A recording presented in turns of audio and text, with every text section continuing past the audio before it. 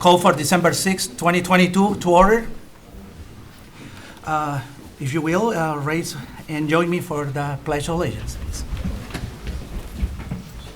I pledge allegiance to the flag of the United States of America and to the republic for which it stands, one nation, under God, indivisible, with liberty and justice for all.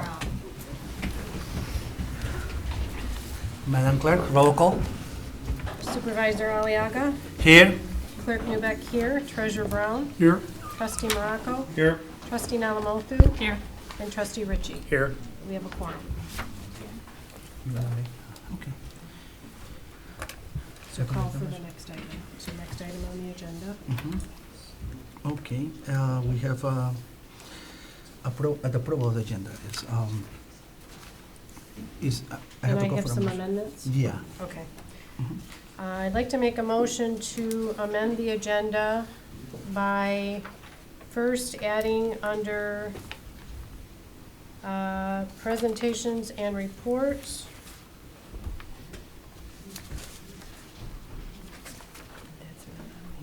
The Corridor Improvement Authority Annual 2022 Informational Meeting. That's under H, number 5. I'd also like to amend the agenda by relocating item H4, presentation, budget updates for the general and fire funds, to fall before G1, the public hearing of the 2023 annual budget, and relocating item M1, closed session, request to enter closed session to discuss strategy in connection with the negotiation of a collective bargaining agreement before regular business item L13. Ratify the Independence Workforce Association collective bargaining agreement. And I did miss one. I also would like to amend the agenda by moving presentation, fire department promotion of Staff Lieutenant Greg Brandt prior to G, public hearing. Okay, I'll second. all right. The motion, please, is seconded. All those in favor? Aye. Opposed? Motion carries. Okay. Next is, so we're gonna move into public hearing, the Well, next you've got Oh. board public announcements. Okay. Board and public announcements. Members of the board or individuals in the audience that make a statement containing information about a recent or upcoming event. Any board members? Ron? I'll make one, basically, Sunday night, I attended the open house for the fire department that they had, and they look a little bit different at the open house than they do tonight, since they're not wearing their ugly sweater contest shirts. So. But it was a great time, and it was great to see that all the families and everybody at the open house and everything as well. So Thank it you. was a good time. Thank you. Any other comments? I have one. I'd just like to welcome you to your official new spot over there. Thank you, Terry. You're welcome. I second that. Thank you, Bo. Any members of the public? Anybody up there in TV land? No? All right. Let's move to public comments. Any individuals in the audience may address to the Township Board to speak here in the podium. Is anyone there would like to say something for public comment? No? Anybody online? Okay. Then now we're gonna make a presentation, right? Yes. Okay. We're gonna invite Chief Pichette to make a presentation for the fire department promotion for Staff Lieutenant Greg Brandt. Chief?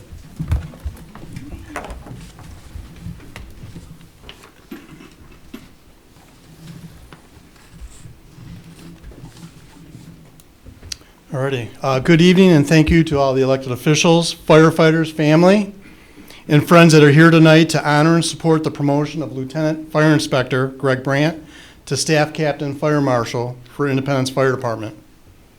The promotion of a Staff Lieutenant and Fire Inspector to that of Staff Captain Fire Marshal is a great moment of honor and pride for Lieutenant Brandt, his family, and Independence Fire. Tonight's promotional ceremony here at Township Hall during a board meeting continues a great tradition of publicly recognizing the great efforts and accomplishments of Independence Fire Department employees. Again, thank you to all the elected officials and to the community for allowing us to have this great event happen. I would like to share briefly with everyone what it takes to become a fire marshal for IFD. The potential candidate must have 6 years of full-time seniority and 2 years experience as a fire inspector. They must be state certified as a fire inspector, must be state certified in Fire Officer 1 and 2, be state certified as a fire inspector, must be a state licensed paramedic, and must complete a series of National Incident Management System courses.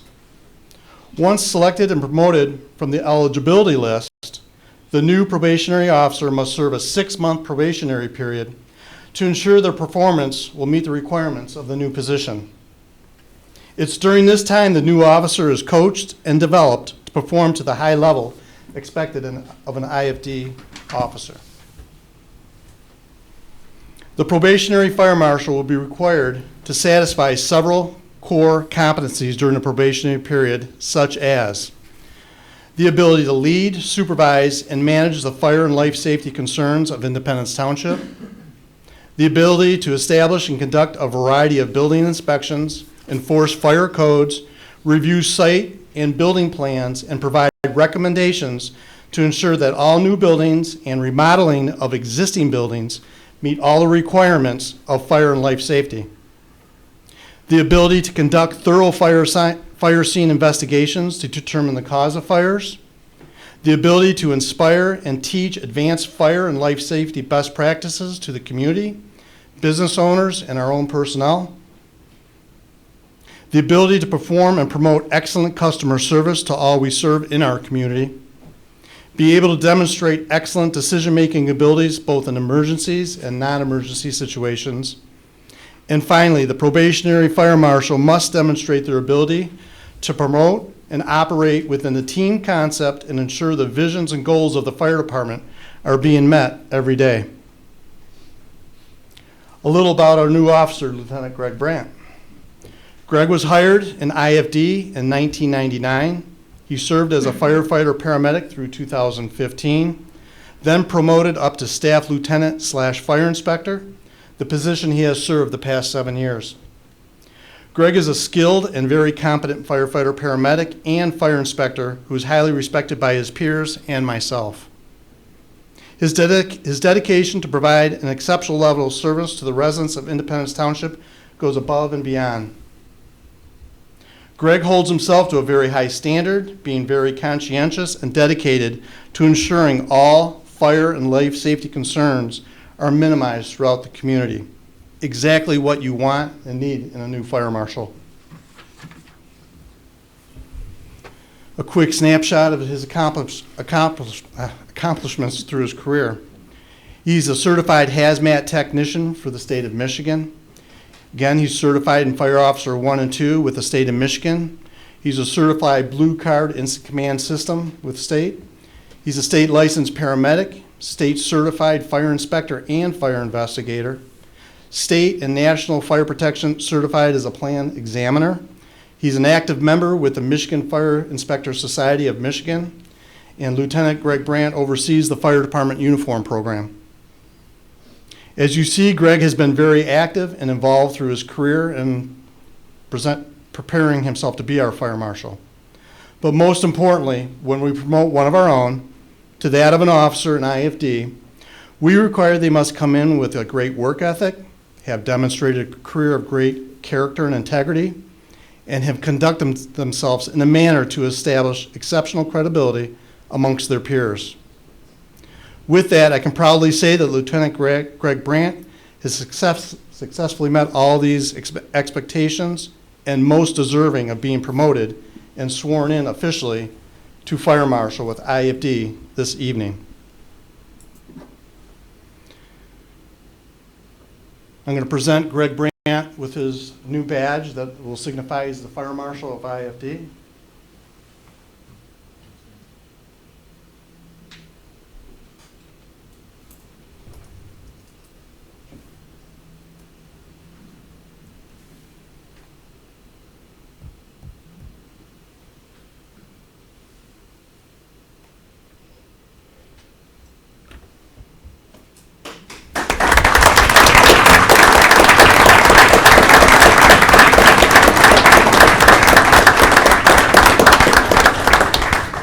Captain Bridgewater is going to present Greg with his new helmet for Fire Marshal and then give him an explanation. So in the fire service, the color of our helmets have significance to us in many ways. When we start out as a entry-level fireman, we start with the color of black. As we promote up through the system, yellow is our next color that we'll obtain as a lieutenant. The captain rank has a red significance, and with each color comes different responsibilities, and everybody across the fire scene and throughout the fire services can immediately look upon a fire scene, see a yellow helmet, black helmet. If they need somebody of rank, they will find somebody across great distances just by the color alone. It is important to us, and the rank of captain isn't something that we just give out freely. It comes at a cost, and I'm happy to present this to our new fire marshal. It's a captain rank, and we take that serious, and very proud of it. I'm very proud to present it to our new fire marshal, Mr. Franklin.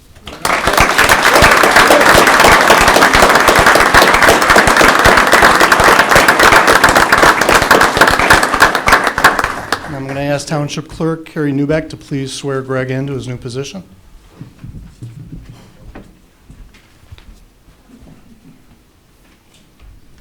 Out there, Greg.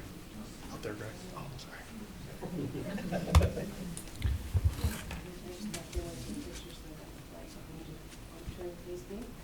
Raise your right hand and repeat after me. I do solemnly swear or affirm I do solemnly swear or affirm that I'll support the Constitution of the United States that I will support the Constitution of the United and States the Constitution of this state, and the Constitution of this state, and I will faithfully discharge the duties and I will faithfully discharge the duties of the office of Fire Marshal Fire Marshal in and for the Township of Independence, in and for the Township of Independence, County of Oakland, County of and Oakland, State of Michigan, State of Michigan, according to the best of my ability. according to the best of my abilities. So help me God. So help me God. Congratulations.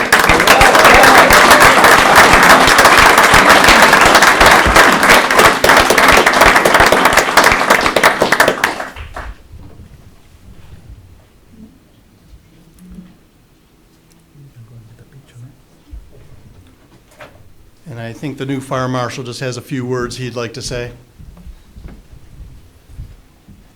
First, I'd like to thank the board for being out here tonight, letting us be here. I'd like to thank Chief Boucher for giving me this opportunity to be the fire marshal, and all the guys that showed up to support me. It really means a lot. I really appreciate it, more than you know.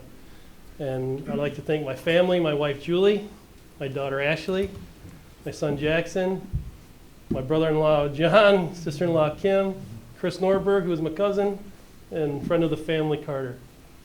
Thank you very much. Appreciate it. Thank you.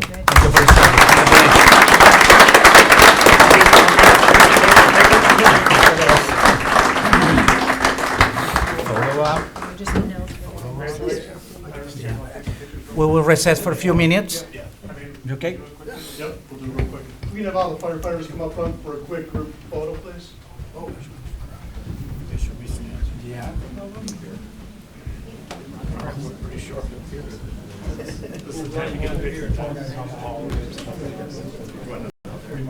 Usually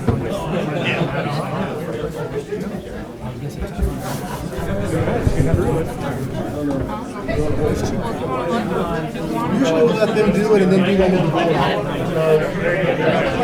the No, we'll let them do their group and then we can go.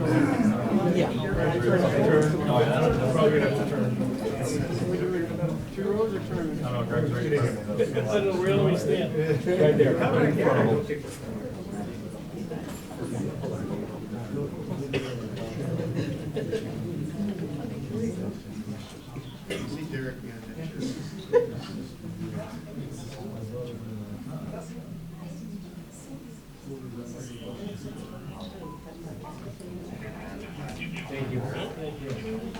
Thanks, everybody.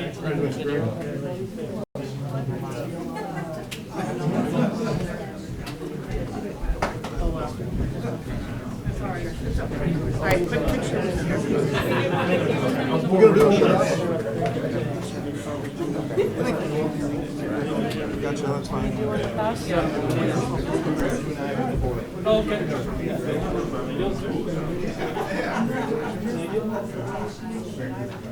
Quick picture of Chris. You got this.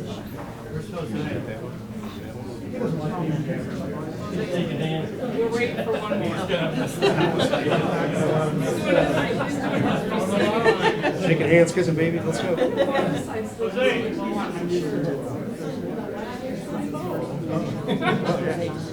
Christmas time. Here he comes. Here he comes. One more coming.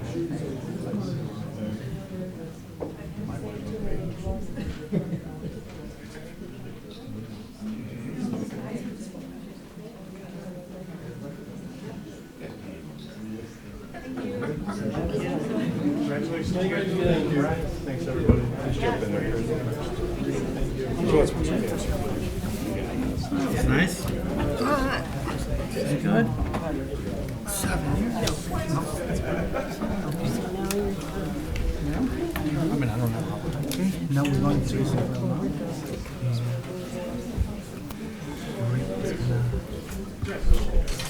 public hearing.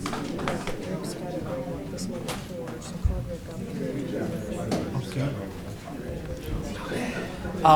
Mr. Rick Jagger? Oh, Rick. Yeah.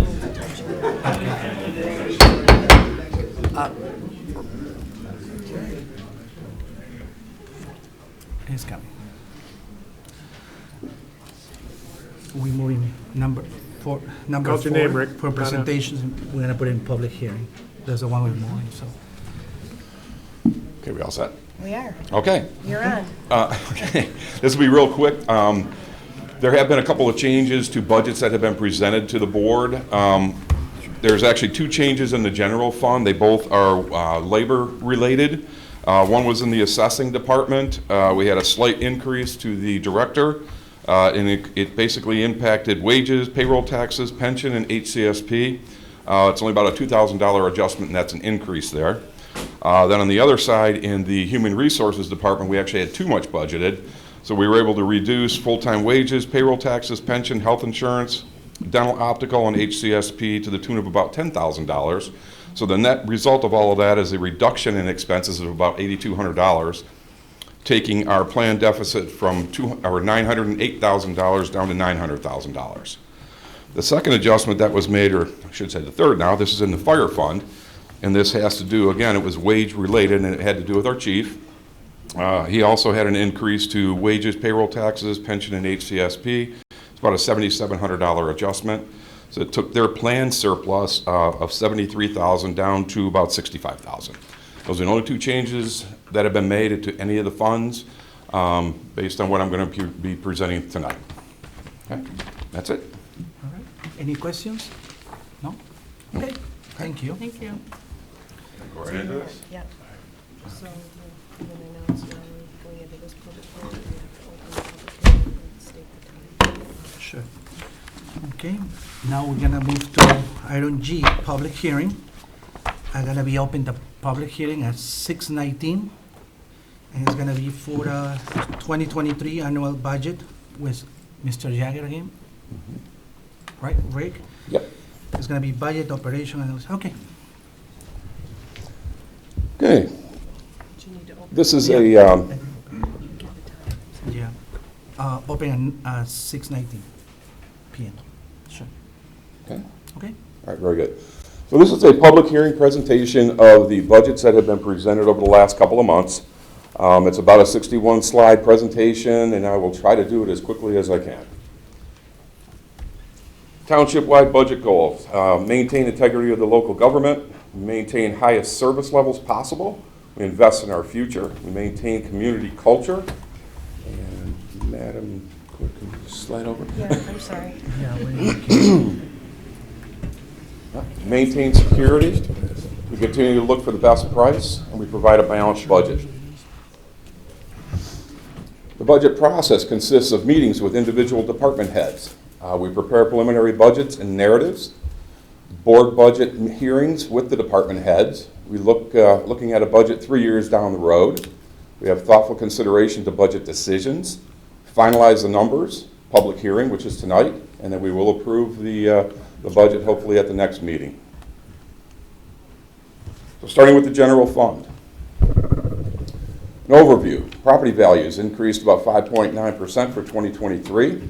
The Headley reduction to millage rate, we went from 0.9534 down to 0.9444. We have increased state revenue sharing, flat franchise fees, consistent building activity. We have monies for fighting phragmites and other invasive species. Put monies in for spring cleanup. We continue funding gravel projects, and we have additional funding for capital projects. Looking at the numbers, property taxes up $76,000. That has to do again with the tax value increase offset by a Headley reduction, so that's the $76,000. State revenue sharing, again, this is based on the latest projections from the state, so it's a $600,000 increase. Parks and Rec, almost an $800,000 decrease. What that is we received ARPA funds, which is the American Rescue Plan Act, $800,000 in 2022. We are not rebudgeting that because we have no idea how much we're spending yet. So part of that will be pulled forward, but what you're seeing up there is that $800,000 reduction causing that $796,000. As mentioned, the cable fees, pretty flat. And on the other line there, again, we have some other ARPA funds that $500,000 worth that came in and again are not being rebudgeted, and that's being offset by increases to special assessments, election reimbursements, transfer from the CIA, Oakland County Sheriff's Department administrative fee, and Lakeview Cemetery projects. Moving on to the expenditures for the general fund. Township Board, it's down $43,000 or 5.5%. The biggest piece of that is the Man Road paving project that took place in 2022, $67,000 project, and that was offset by an additional $24,000 we added into the spring cleanup project. Supervisor, annual wage increases pretty much is the whole reason there. Elections, down $180,000. Big thing there is we have one election in 23 compared to 4 in 22. That's offset a little bit by some precinct laptops we're planning on purchasing in 23 and the first year of the Verity maintenance that we had purchased last year. Moving on to assessing, about an $8,700 increase. Part of that was obviously wage increases and benefits, and that's offset by a legal reduction. Legal is flat at this point. Clerk up $107,000. We have annual wage increases and salary bumps totaling about $63,000. We have additional part-time labor for scanning that was thrown in for $12,000. We have health insurance increases of about $26,000, and there's other labor increases of about $11,000, and then all of that is offset by the OPEB actuarial study that's only done in even years. The Treasurer's Department down $11,000. We have annual wage increases that equal about $10,000. Then we had decreases to health insurance and courier service. Continuing with expenditures, we have the Information Technology Department. There's a lot going on in this particular department. We have the annualized director wages and benefits plus annual wage increase. We have website development and firewall, various software upgrades, security conference, security upgrades, server migration and additional equipment, and all of that is offset by more ARPA funds that came in 2022 to the tune of $200,000, which is flipping it to that negative $66,000. In Town Hall down $227,000.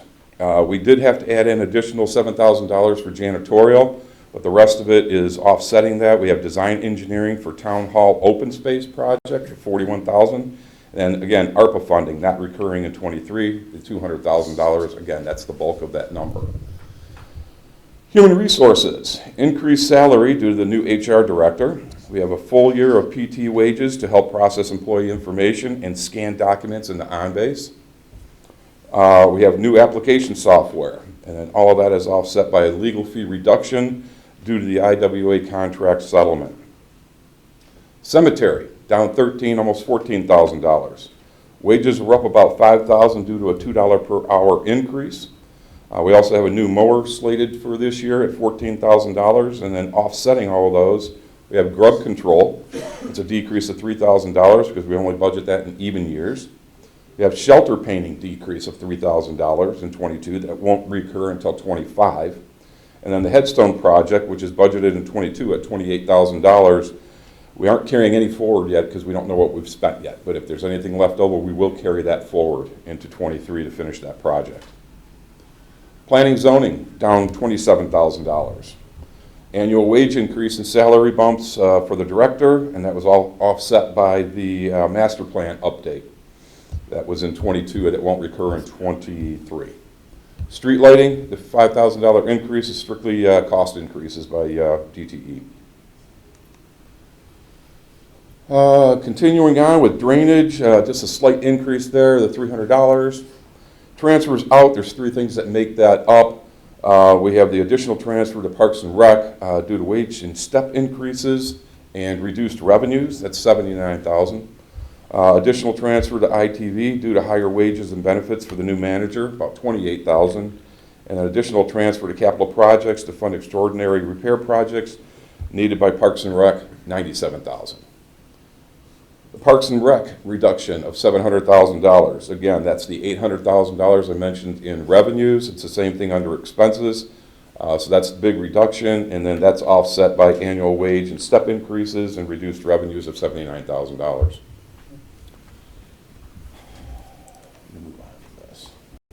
So where does that leave us? We actually have a net planned deficit of $900,000.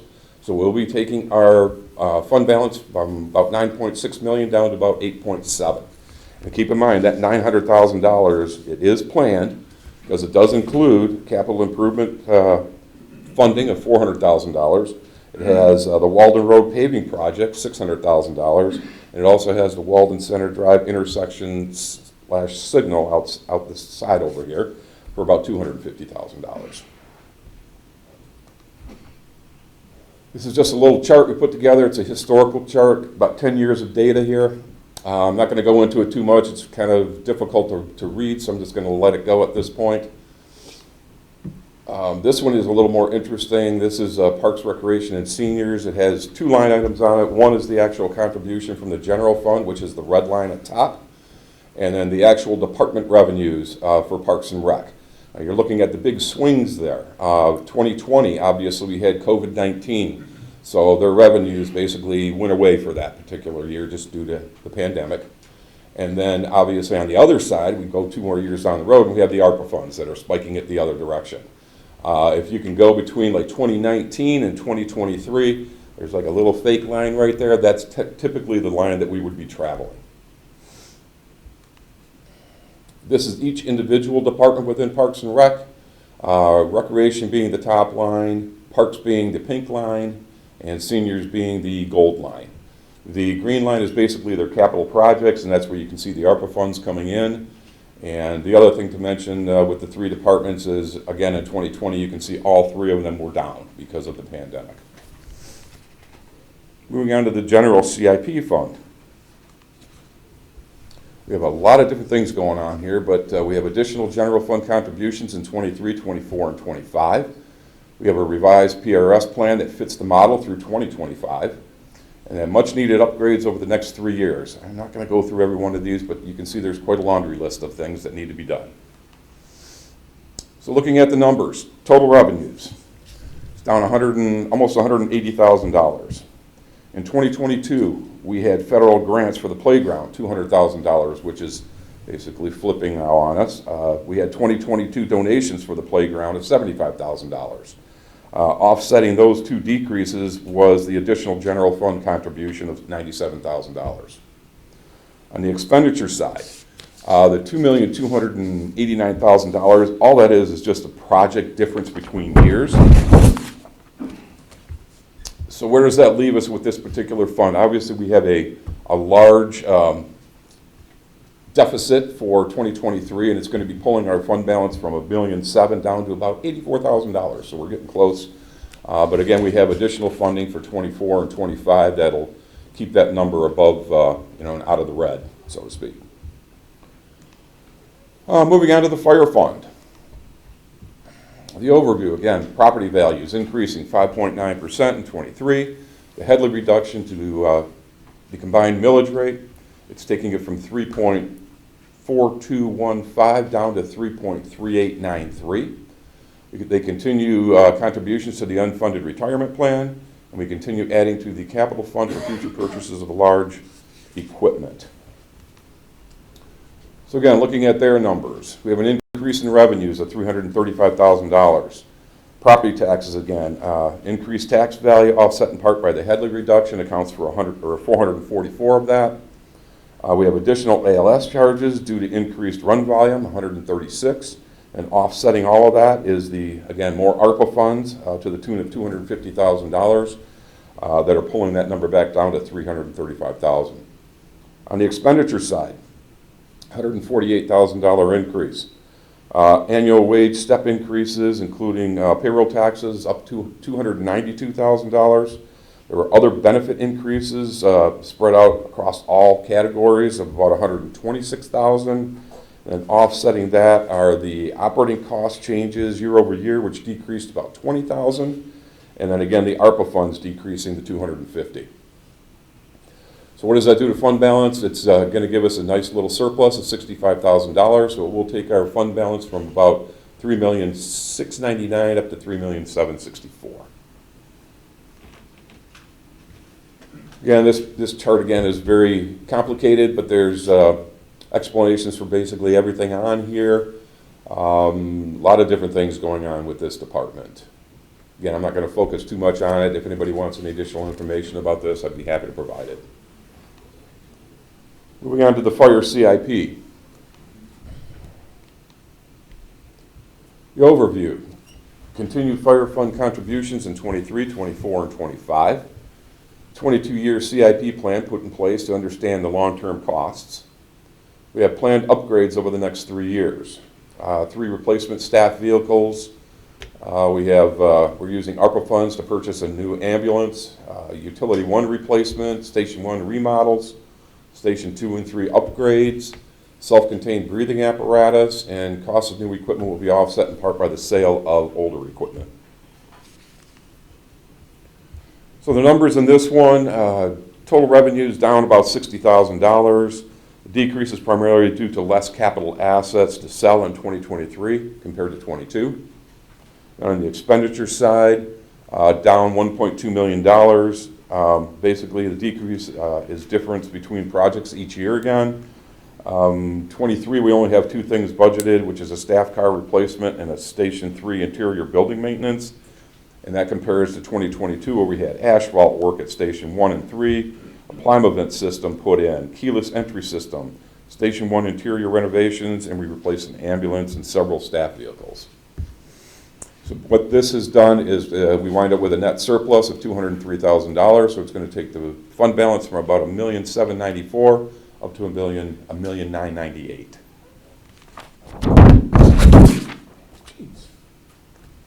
Moving on to the police fund. Property values, again, increased to 5.9%. Headley reduction of millage rate from 2.79 down to 2.7637. Excuse me. School continues to pay for the liaison officer, or half of it. We had actually added another liaison office beginning with the 22-23 school year. I guess they started back in August from what I was told. Fees to Oakland County are up 2.73 in 23 and 2.81 in 24 per the latest contract, and are projected to increase 5% in 2025. They continue to transfer to general for neighborhood road improvement projects. Thank you. Moving on to their numbers. On revenues, we're up $305,000. Property taxes have increased due to the tax value and offset in part by the Headley reduction. It's about $224,000 of that increase. We added additional Pine Knob coverage for $100,000, and then offsetting that is a reduction to ordinance and district court fines of $20,000. Fees to Oakland County, $233,000 increase. That is basically the 2023 rate increase, an additional patrol investigator, which is the liaison officer. Expenditures up $96,000. Again, the bulk of that is just the additional pine knob coverage that we put in. So, and this basically then leaves us with a very slight deficit of $4,000. So it's taking their fund balance from $2,090,000 down to about $2,085,000. Again, this is a little easier chart on the eyes, but it, again, I'm not going to dwell on it too much. There's a lot of different things. You can see the addition of the officers through the actual center of the chart here. It doesn't do work well.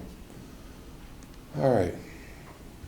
This one here is a little more interesting. It is the fund balance for the police fund. The top line, the blue line, that is their actual fund balance and how it's been tracking over the last 10 years. The three lines underneath it are based on various reserves that we have talked about. We have a 12, a 15, and a 20% reserve, and that's what all those numbers represent below it. Moving on to the North Sashabaw Debt Service Fund. This was created to make payments on the general obligation bonds, the Series 2018, when we did the North Sashabaw Road widening project. Budget transfers from general fund to cover the payments. Budget is based on amortization schedule provided in the bond documents, and the final bond payment is in 2020 or 2030. The numbers here, very little change here. They do not carry a fund balance. The only difference here is, and again, it's per the amortization schedule, so we have slightly less payment that is due in 23 compared to 22. Independence TV Fund. Overview. Continue to operate the studio from Clarkston High School. Springfield Township is also using the studio at a cost of $18,000 annually, paid quarterly. The fund is split between operations and PEG fee activity. We continue reducing PEG fees due to the 5G network rollout. PEG fees used to fund, or are used to fund capital lease agreement. Transfer from general covers 100% of the remaining operational costs, and we're using fund balance to upgrade equipment and software. So looking at the operations side of Independence TV, it's only two little things that are going on here. On the revenue side, we have an additional contribution from the general fund due to the increased wages and benefits of the new manager. And on the expenditure side, that's just the increase in wages and benefits. And again, this side of Independence TV does not carry a fund balance. This is just a real quick chart showing the operations side. Not much to see there. Moving on to the PEG fee side of Independence TV. Again, we have that $4,000 reduction. We keep seeing this keep getting further and further reduced. As far as costs and capital leases, those have stayed the same, so they are flat. But even overall, we're still having a deficit of about $22,000, and it keeps eroding away the fund balance. So we're going from about $429,000 down to about $407,000. So something will need to be done with this at some point in the near future. Again, looking at this chart, you can see the fund balance continuing to come down, especially as that pink and blue line get farther apart from each other. Safety Path Fund. Property values increased to 5.9 again in 23. Headley reduction of the millage rate went from 0.4202 to 0.4162. Increased level of service by plowing portions of the path. And we have a number of different projects out here. The SRTS, Construction Engineering, which is a Safe Routes to School project. This project is still kind of up in the air at this point, but we budgeted for 23, hoping that it will happen. Sashabaw Road from Independence Oaks to Oak Hill. We have Fleming's Lake Road to the Firefox sub. Clarkston Road, Walden Road connector. Cranberry Lake Road from M15 to Allen Road. We're looking at widening Walden Road pathway in conjunction with the Safe Routes to School path project. We have Sashabaw Road from Clarkston to Park Crest sub.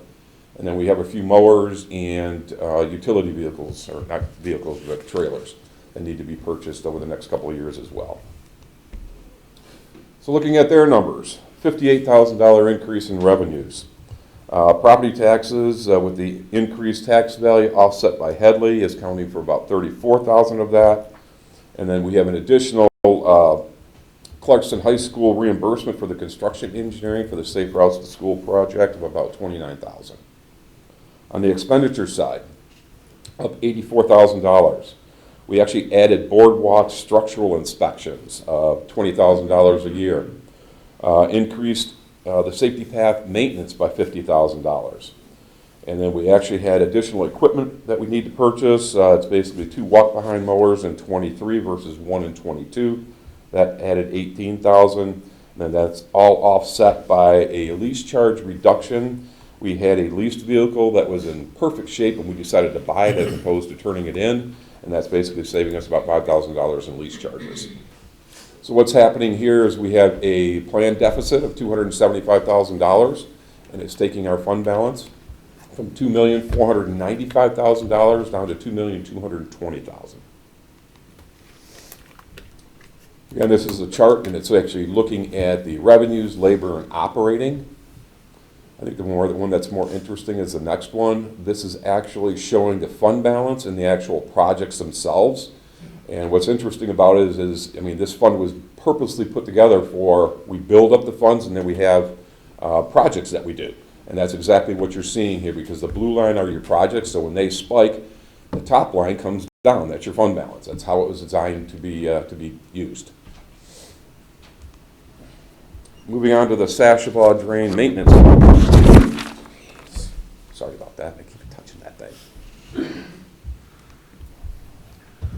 This was a former special assessment fund. The fund was established in accordance with the asset management plan. It's used for operating and maintaining the system. User fee will be implemented in the near future. And we use current fund balance to fund repairs and maintenance. Again, not a lot of activity in this count. Revenues, there's virtually nothing. That's all interest that's up there. On the revenue line, the expenditures is per the asset management plan. So again, we're looking at deficits of about $34,000 a year. And right now we're taking our fund balance from about $89,000 down to about $54,000. So as mentioned, that fee will have to be addressed relatively soon. Walters Lake Fund. This is also a special assessment fund. It's a 5-year improvement program approved in 13 and 18, and I believe it's going to be approved again here real soon. Primary focus of the fund is fighting nuisance aquatic plant growth. Plant control activities are coordinated by Lake Board's environmental consultant, Progressive AE, and fish stocking and educational material is also covered. Okay. Again, not a lot of activity here. Between years, the increase in revenues is basically just a special assessment increase. And overall, we are looking at a slight deficit of about $2,000, pulling their fund balance from $55,000 down to about $53,000.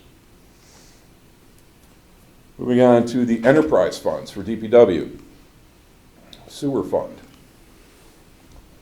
So the City of Detroit Sewer has changed their name to Great Lakes Water Authority, GLWA. Sewage treatment charge from GLWA was flat in 22, but is expected to rise 5% or more over the next couple of years. We're looking to convert from an RU-based billing method to a water meter-based consumption billing method, which is more accurate. Board approved automatic increases to match the GLWA annual increases. Repairs identified during the SAW grant program, which was several years ago, have been finished. We started scoping newer pipes in 2020, and that's helping us to identify problems that are also being addressed. We have interior renovations to the DPW building are scheduled for 2023. Past rate increases will help stabilize the unrestricted fund balance. And less capital purchases are scheduled, which is helping to basically increase this unrestricted fund balance from $9.8 million to $10 million. Looking at their numbers on the revenue side, almost $3.9 million. The bulk of that is the proceeds from the Clearwater State Revolving Plan. That's exact. That's $4 million that's coming in there. That's the bulk of that increase. It's being reduced by sewage treatment services of $24,000 due to an REU adjustment, and also, we had some capital charge reductions due to fewer hookups planned in 23 compared to 22. On the labor side, increase of about $19,000. Most of that is the annual wage step increases and a few salary bumps. It's $23,000, and that was offset by some health insurance decreases due to a change in personnel. Sewage treatment up $191,000. That's just our annual increase from GLWA. On the expenditure side, up about $95,000. Depreciation is one of the bigger drivers here. It's up $107,000, and that's due to some of the capital projects we have planned. Interest on the long-term debt is increasing due to the $4 million loan that we took out. That's adding 60. And then those are offset by, we had a sewer model that was budgeted in 2022 for $50,000. That isn't going to recur. And we have pump efficiency testing that was also budgeted in 2022 that is not expected to, actually, that's actually budgeted in even years, sorry. This is the actual restricted and unrestricted. The fund balance is actually split between those two things. Restricted is basically all your equipment, pipes in the ground, all the big equipment. The unrestricted is basically the majority of it is cash. At the very bottom here, we have capital costs increasing about $4.1 million. Again, I'm not going to go into any details here, but that is basically just a difference in capital projects year over year. And here's a chart for the sewer, and that spike there, and the blue line at the very top, again, those are the bond proceeds that are coming in, to $4 million. Everything else is relatively flat. Moving on to the water fund. Rate increase of 25 cents per unit is being proposed in 2023, which will bring the quarterly charge up to $2.25 per unit from the $2 per unit. And keep in mind, in 2022, we actually had a proposed increase of 50 cents, and that was never implemented. So it's still in our numbers. It's kind of distorting things a little bit, but it was a good note to put out there. This increase is also going to allow us for future capital projects, along with bringing our reserves up closer to the level recommended by our consultants. A water model has been available since mid-2020, which is helping to identify problem areas within the system. The Pine Knob Trail water main extension was added as a capital project due to that water model, and we are utilizing ARPA funds to complete this project. Large capital projects over the next 3 years will pull the unrestricted fund balance down from $7 million to $5.3 million, and it should start building back up after that. Interior renovations to DPW building are scheduled for 2023. And then we secured a $5.185 million drinking water state revolving fund loan to address the PFAS issue. And that's going to be used to extend the water main from Andersonville Road to Dixie Highway using Parview as the connector. And in addition, water mains will be extended around Chestnut Hills pump station, where PFAS is at its greatest concentration. So looking at their numbers, revenues up $3.6 million. Again, the bulk of that is the proceeds from the DWSRF loan of $5.2 million. And we also had another state grant that we received. It's a matching grant of $100,000, so we have to put up $200,000. But that is to explore the source of the PFAS contamination. And offsetting those two is some ARPA. Again, we have some ARPA money in this budget as well. And a difference year over year, it's a reduction of about $1.2 million. On the labor side, a reduction of almost $31,000. We did have annual wage step increases that increased it by about $11,000. We're adding a new assistant director for $85,000. We have 2 promotions for employees, adding another 11. And then pulling everything down, we had 2 employees that left the township, freeing up $118,000. And then we had health insurance decreases of about $10,000, and again, that's due to a change in personnel. On the expenditure side, we're up $495,000. Several different things are causing this. We have contractual services, which is increasing about $250,000. There's 3 things that are causing that increase. Again, I mentioned the state grant, the matching grant. There's the $200,000 that's in that number.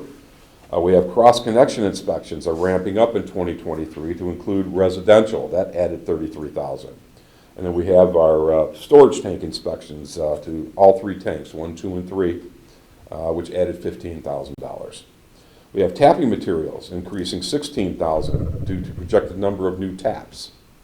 Water sample testing is increasing due to EPA requirements. That added another $25,000.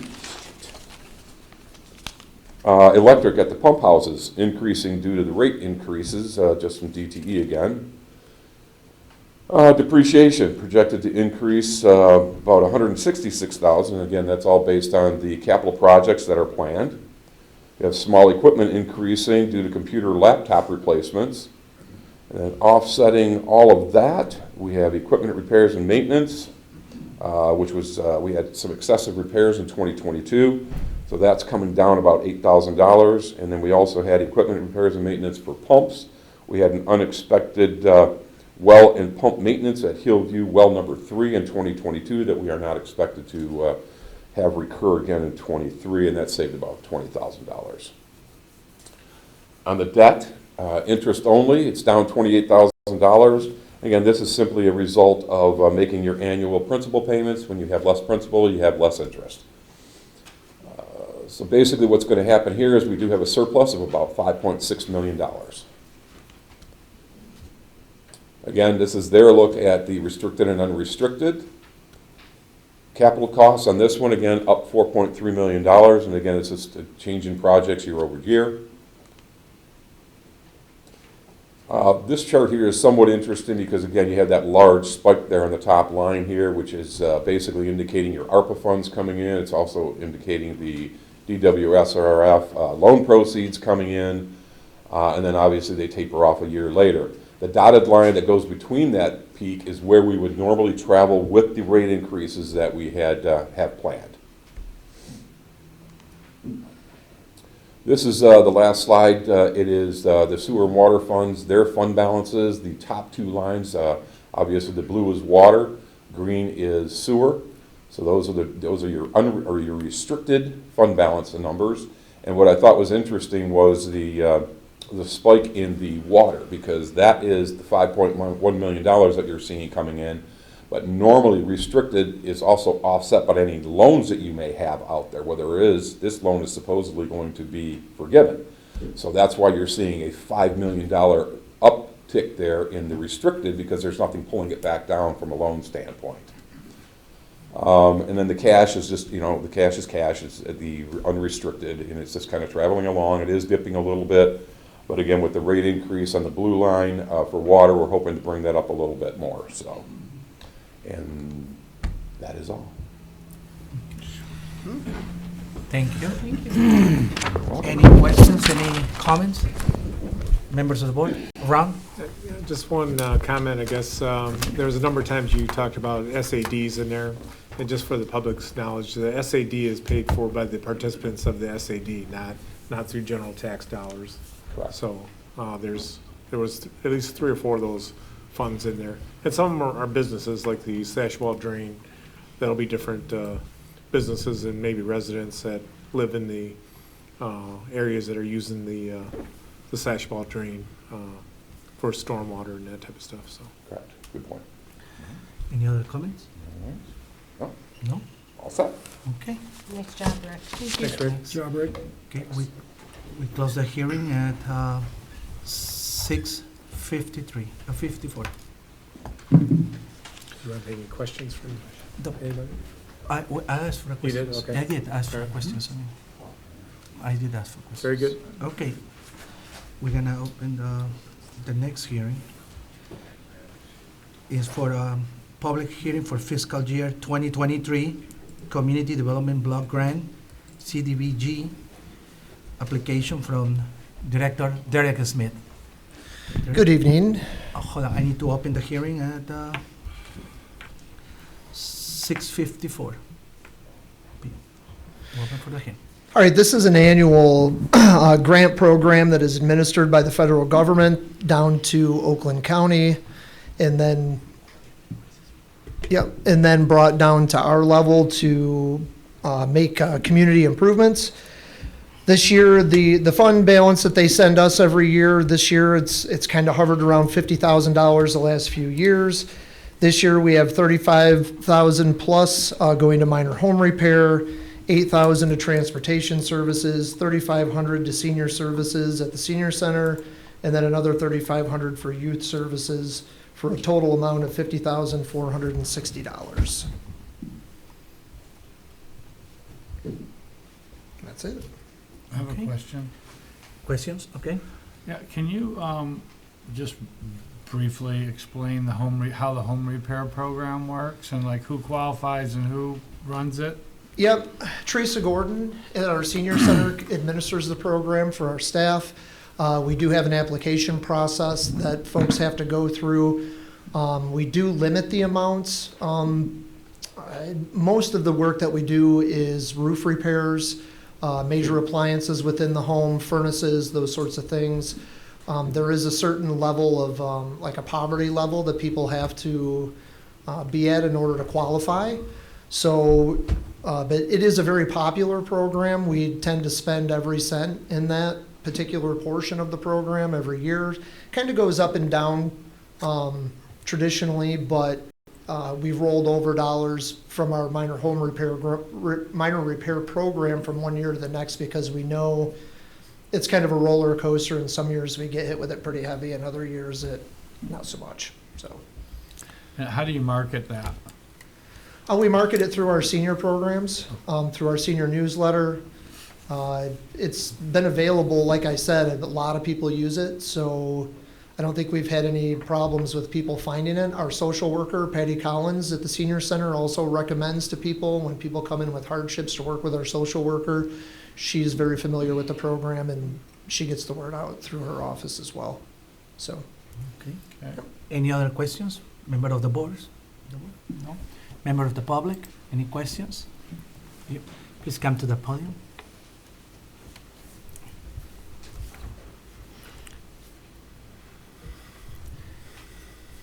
Can you please state your name and your address, please? I'm Jackie Fromm, Vice Chairperson of Clarkston Area Youth Assistance. Okay. Hi, I'm Jan Sislowitz, the chairperson for Clarkston Area Youth Assistance. For the past 2 years, the township has allocated to Kaya $3,500 to public service projects, and we thank you very much for that. And I'd like to give you an idea of how we've utilized those funds for the last 2 years. I just have a brief summary. Let's see, we sent 8 kids to driver's training, a 14-year-old child to voice lessons, a 14-year-old girl to Clarkston Community Ed Lacrosse, for overnight camp, which is Cope Nakonic and 1 Howell Nature Center overnight camp, 6 kids, 5 boys and 1 girl, a 13-year-old boy to Howell Nature Center Naturalist Training Camp, a 16-year-old girl to the Howell Nature Center Be Wild Excursion Camp, a 14-year-old girl to MASTA, which is the Michigan chapter of the American String Teachers Association, to Strings Camp, and that's also at the Howell Nature Center, and a 13-year-old boy for the Clarkston Community Education McGrath basketball. All funding awards given by Kaya are based on low income qualifying and frequency of receiving help from Kaya. Just a little bit of information so that you have an idea of what some of these kids go through. 4 of the kids in the last 2 years of giving lost their father. 2 boys in the same family and 2 other families within the last year.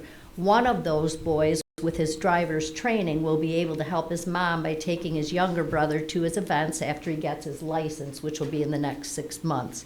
They also have a special needs sister who has many needs. There's also a girl who lost her father, which is included in that first 4, who took voice lessons and went to band camp the following summer. And her brother went to summer camp at Cope Nakonic Camp. According to their mom, they both loved that they had the opportunity to do that and be kids and not think of the loss of their father. Our hope is that the township would consider allocating CDBG funds to Kaya for 2023 so that we can help continue to offer these opportunities to Clarkston youth and their families. Thank you very much. Thank you. Thank you. Thank you. Thank you. Any other comments from the public? No? just as a note of reference, the CDBG funds that we receive, we have to divide them by percentages per the contract or per the award. And we're only allowed to give so much money to certain pockets. And Kaya, we have recommended that we do proceed forward with giving the 2023 allocation to their organization. Okay, thank you. Okay, there's no more comments, so we're gonna close the hearing at 7 p.m.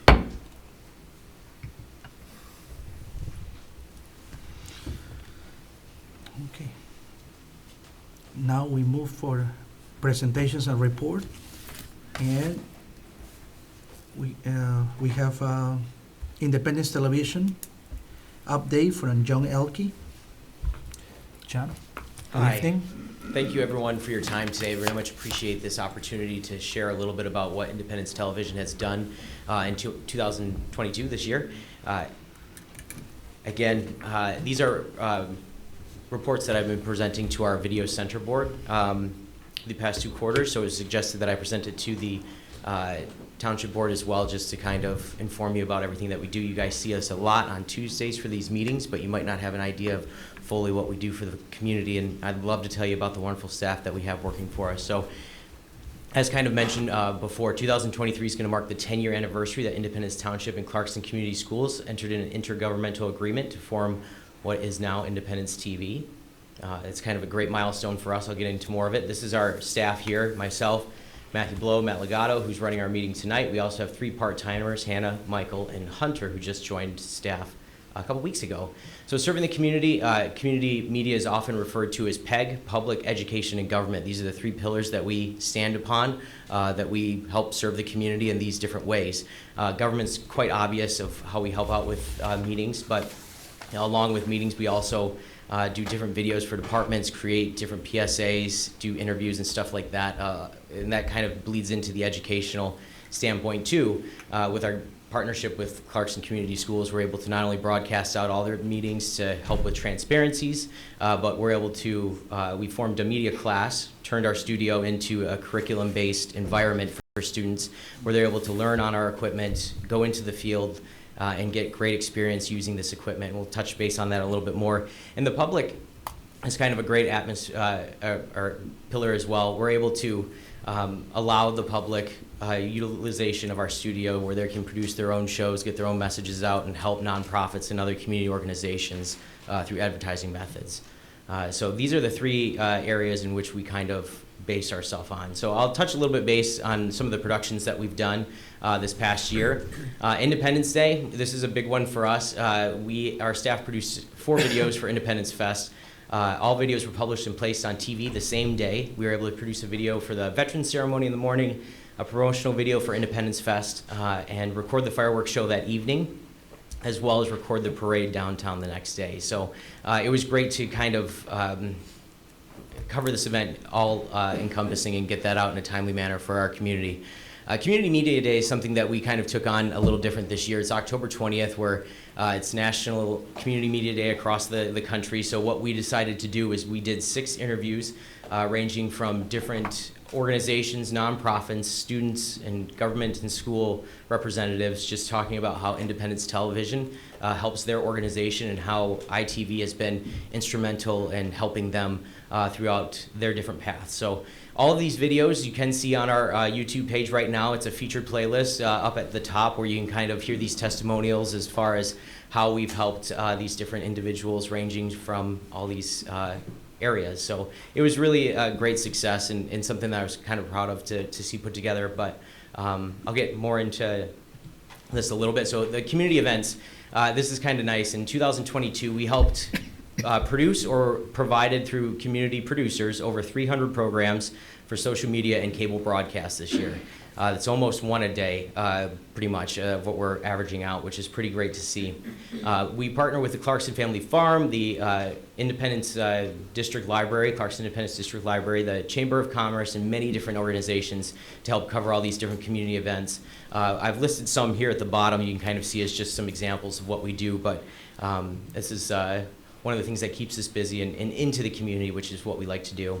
Live events is something that we've been doing quite more of this past year. Not to say that we haven't been doing more of them, but it seemed like there was more of a need for them. So we've been doing a lot more of that stuff, which is great. And fun fact, this year we were able to actually begin broadcasting out events to both YouTube and cable simultaneously, rather than having cable as a record or a replay option.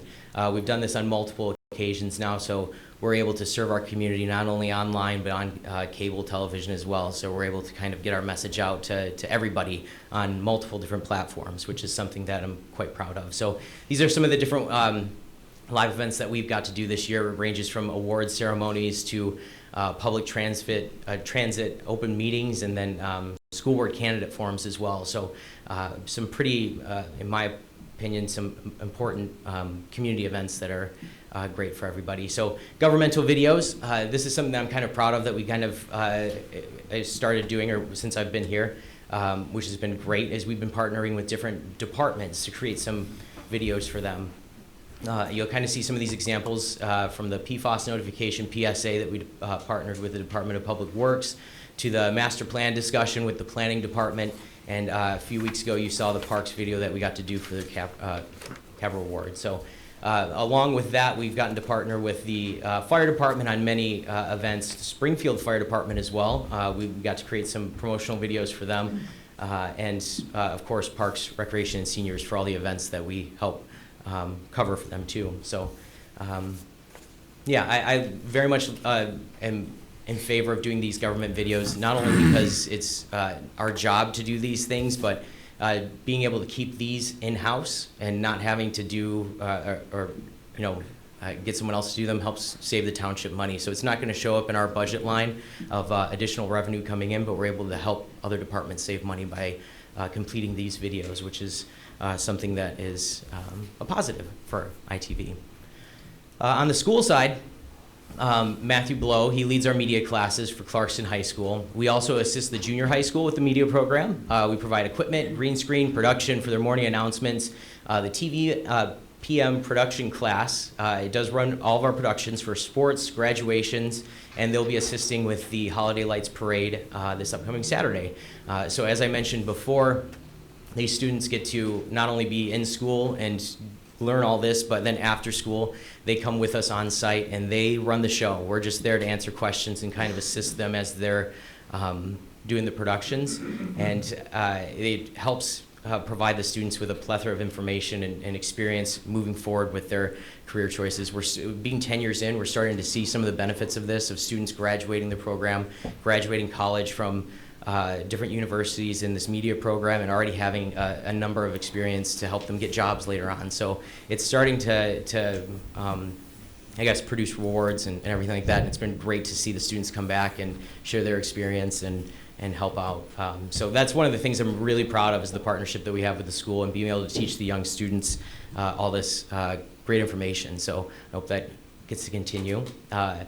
Our social media, we hired a social media part-timer this past summer. She's been able to help us kind of grow our social media and get our live events out there. That was one of the big things that we wanted to kind of do, is when we are doing live events, when we're covering community events, we wanted to make sure that we were letting people know about it so we could promote it well. We're starting to see the growth across many platforms. It's highlighted there. Our most notable one is graduation on Instagram with 41,000 views for a promotion, which is great. Instagram's really been wonderful with the school promotions and everything like that. We've been finding that each of these social media platforms has a different audience that we're able to kind of connect to. So it's been really great to kind of see which one does well with which events and how that works out. But it's been steadily growing. We're starting to kind of see some trends and everything like that as far as what we can do. So there's some statistics there as far as Facebook, Instagram, and YouTube. I will say with YouTube, we did surpass 1,000 subscribers this year, which is a good milestone for us to have. That's just on our Independence Television YouTube page. We also manage Clarkston Community Schools, Clarkston Morning Announcements, and Independence Government channel as well. So the government channel is only at 68 subscribers, but we'll get there. So we're just a little bit behind, but that's all right. So just staying connected, here's our video center meeting dates. If anybody's interested in coming, you're more than welcome to come. They'll be at 5:30 at the administrative building at Clarkston Community High School. This is where we give a lot of our updates as far as projects go, what we've got going on and everything like that. And before I finish my presentation, I'm just gonna leave you with a video that we created for Independence Township this past summer. It's our Welcome to Independence Township video. We updated it, that had been on the website for a little bit, and we updated this past summer to kind of freshen it up and give it a new look. So if you haven't seen it, it's on the website now. It's on our YouTube page, but I thought I'd just at least play it for you so you're able to get a good view on it.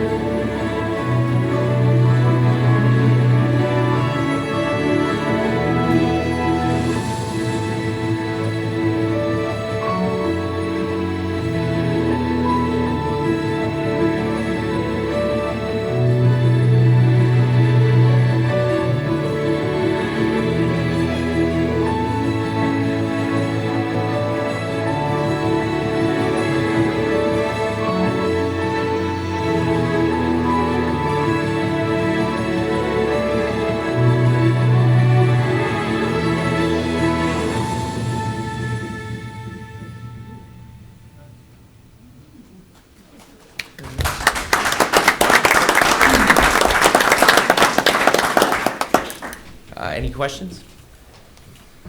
Any questions? Just a comment, we thought about using their social media person, because that's been talked about multiple times here. I know Terry's brought that up and everything too. To help promote the township as well. So. Yeah, actually, we talk about that. Okay. But I want to make a comment. John, you done a great job. I remember a few years ago when somebody wants to look for a video or board meeting, most people have to go to the library and get those DVDs. Yeah.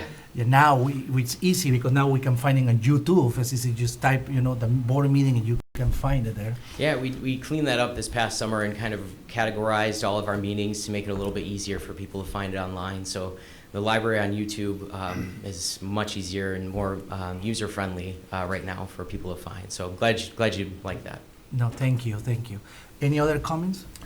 I just want to comment on the YouTube version, part of it, because I always thought that the people that were watching the township board meetings were, on the screen. And then, not recently, but, a while ago, found out how many people actually are watching live. Mm-hmm.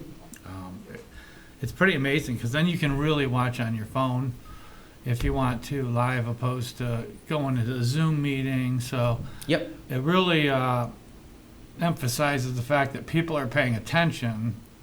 We weren't aware of how many because of YouTube, but it's a big number. I mean, there's a lot of people that are in real time watching what we're doing, so I think that's great. That's just one of the avenues with YouTube. It's great that we can measure it, and obviously we have people watching at home on cable as well. We can't measure that one, but with YouTube we at least get an idea of it, and it gives us great demographics. So that's been really great to see. We've been doing a good job with that, but thank you. Thank you. I just wanted to thank you for your great work. Oh. Your zeal, I think, for your work is evident in a lot of things that you do. Your enthusiasm has been great since you've come on. We're welcome to have you, and we're lucky to have you, and looking forward to what you're going to bring forth this next year. And sure. We just keep growing. I think it's great. I appreciate you coming tonight and giving the presentation and giving everyone else a little bit of a taste of what you do besides behind the scenes when we don't see you. So yeah. I appreciate it. Thank you very much. Yeah, usually that's one great thing about our Facebook page with Independence Townships. Usually post a lot of behind-the-scenes stuff and upcoming stuff. So if you haven't liked us on Facebook yet, it's good avenue too. So, any comments from the public? Okay, thank you, John. Thank you all for your time. I appreciate it. thank you. Okay, next we have a presentation from our director Derek Smith. It's just the screen. How do you get rid of it? About the township branding. And This is thanks, about the John, logo. for strongly representing the Parks and Recreation Department and programs and parks on your video. That was awesome. So Supervisor Aliaga had asked me to represent something that I had brought to the board back in 2018. This has been kind of kicked around internally here at the township for years, and we're at a point where we kind of need to take action on it. And what this is Independence Township. It's our branding and marketing scheme and plan. Currently, out of all the departments in the township, we're using multiple different logos. We don't have a tagline. We collectively, as a leadership group, we have never been through the strategic planning process, which would be something that would springboard us into more of a visual representation and brand of what our township is. And I think it's important that we know too that a logo is not your brand, right? A brand, your brand is who you are, what you represent, how you present yourselves to the public from a business perspective. And one of the things that we've been lacking collectively across the township is that identity from a business perspective of broadcasting ourselves as a unified front. And I say that because Parks and Recreation, we have a separate logo than the rest of the township.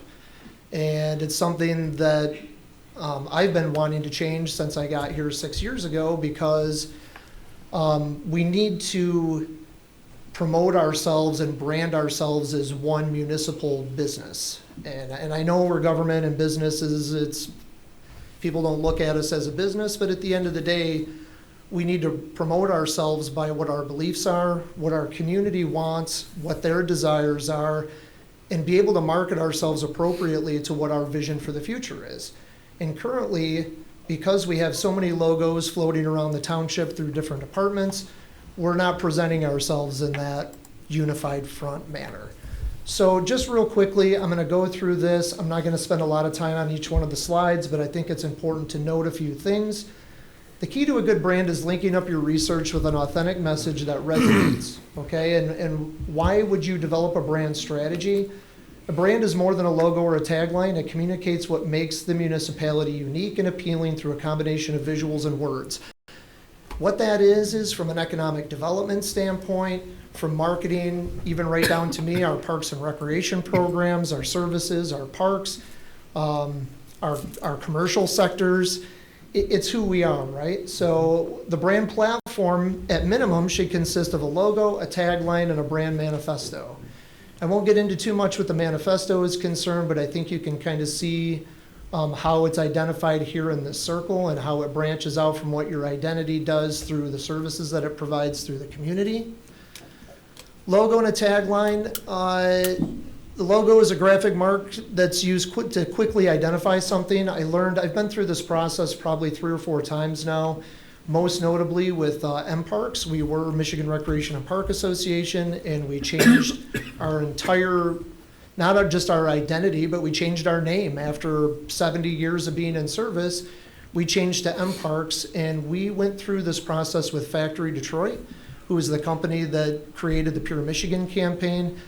Just as a quick reference, when you see the blue yin and yang of the Pepsi logo, it doesn't even have to say Pepsi, you know it's Pepsi, right? So it's something as simplistic as something you can put on a hat, or something as complicated that you can put on letterhead. And most professional design companies will give you 3 or 4 variations of the same logo that you can use for different purposes, whether it be logos on vehicles, whether it be name tags for certain departments when you're outside of the township representing the township, whether it be business cards, right down to soccer uniforms in our local soccer leagues, or park entrance signs. If you notice, I know Sashaba Plains has an old park sign that looks like it's a county park from 1975. All 3 of our major parks right now have 3 different kinds of signage on them. Clintonwood Park has the Parks and Recreation logo on it. Baycourt Park has the newest, latest, and greatest elongated cursive word that nobody can read when they drive by the park at 45 miles an hour. And then Sashaba Plains doesn't have a logo on it at all. And partially why we've gone this route is because this has been a topic of conversation for so long that I didn't want to buy another park sign until we figured out what we were doing. Because I just see it as bad money being thrown at something that we're just going to change. So, and I know we've talked a lot too about entering or exiting the township. We have township borders, and most communities have a real nice sign, "Welcome to Independence Township," with their tagline underneath it, whether it be the best of everything or where life is, the quality of life is our business, or whatever that tagline may be. It's usually on that entrance or exit sign to every community you come into. We don't have anything like that because we've never been able to agree on what that branding strategy is. So this is kind of the first step on how we get to where we want to be. A tagline, also known as a slogan. I'm sure you're probably aware of many different communities across the state, and we can get into that. Here's some visual representation for you. This is Minnetonka, Minnesota, which I thought they have a brilliant style guide and branding strategy for their community. Royal Oak. I love this brand, but it's not us, right? Royal Oak, we're not as posh. We don't have this huge, expensive shopping district, and they're a little bit more hip, so to speak, where they're not as much of a, hey, I know, we're a bedroom community, right? So this wouldn't work for us, but as far as the layout and the plan goes, it's brilliant. And again, this is a Factory Detroit product. The RO, they've had this brand set for probably 4 or 5 years now, and when everybody sees that RO now, they automatically know it's Royal Oak. They have it all the way down to their vehicle lettering. Each department has a significant logo that goes next to it that they use on all their social media sites, all of their marketing materials and so forth. Here's the signs that they have entering and leaving Royal Oak. Also, Ogden, Utah, super cool, still untamed. I mean, they're obviously a community that is starting to build out, right? They're advertising themselves as a place where you can go to have wide open spaces, to not be in crowded downtown business sectors. This is something that they came up with for their community to let people know that it's still kind of wild in Ogden, right? Like, you don't have to go there to get the crazy downtown hectic traffic. This is where people want to retire to and kind of get away from massive crowds of people. But they did a very good job with their branding strategy, all the way down from, again, their vehicles. They have bus wraps that they do right down to their letterhead. They even, I think it's important too to identify a color scheme, right? Like a color Pantone, where everything that you do is within that same Pantone of colors. Whether it be maybe Parks and Rec is typically green, maybe assessing would be orange, DPW would be brown for Dave, and those sorts of things. So That's not nice. Sterling Heights actually did a really good job with their process as well. And so right now in today's business world, simple is best, right? So if you see the blue and the green, that triangle looking thing, there's an S through the middle for Sterling Heights. It doesn't have to say Sterling Heights. It doesn't have, and this is why I hate our logo in Parks and Rec. It doesn't have to have a soccer ball and people holding hands walking and trees and water. Everybody knows what we do in Parks and Recreation. We don't have to have it identified on the logo, right? It needs to be simple, it needs to be crisp and clean. And we've kicked this around. Even if it was just a modern version of the bell, we're Independence Township. The bell's probably never going to go away. As well, it probably shouldn't. But can we at least get it out of 1776 and get it into 2022, 2023 with a modern, fresh look? Yeah, I think that's something that we could work with. So these are just some other ideas. I know Denver is obviously a huge city and way beyond our thresholds, but even West Bloomfield Parks, they did a really good job with theirs, the nature of community. There's, in the Parks and Rec world, we kind of try to advertise ourselves as a city within a park, right? Because everybody thinks the parks are happy and so forth. Traverse City's True North, great advertising logo for them as well. So where we are with this now is I have actually written an RFP. I worked a lot with Royal Oak on their the request for proposal that they sent out to hire their firm. I don't think we need to spend as much money as they did, but I have written an RFP. It's in your packet. There's a few segments of it missing. But again, I think tonight was just a reminder of something that we kind of need to pick a direction on which way we want to go. But I will strongly, strongly suggest that we do go the route of hiring a professional company to brand ourselves and not just try to come up with an image that doesn't have any strategy, background, or identification of who we are. I think it's very important that we understand that a brand is not just a logo, and we need to have those conversations, and hopefully we can get this RFP out on the street and move forward. So when we launch our new website, we're kind of rolling out to the public a whole new identity. So that's all I have. Thank you, Eric. Okay. Thank you. Any questions? I did. No? Good? All right. Derek, that RFP that was in the package, is that just an example?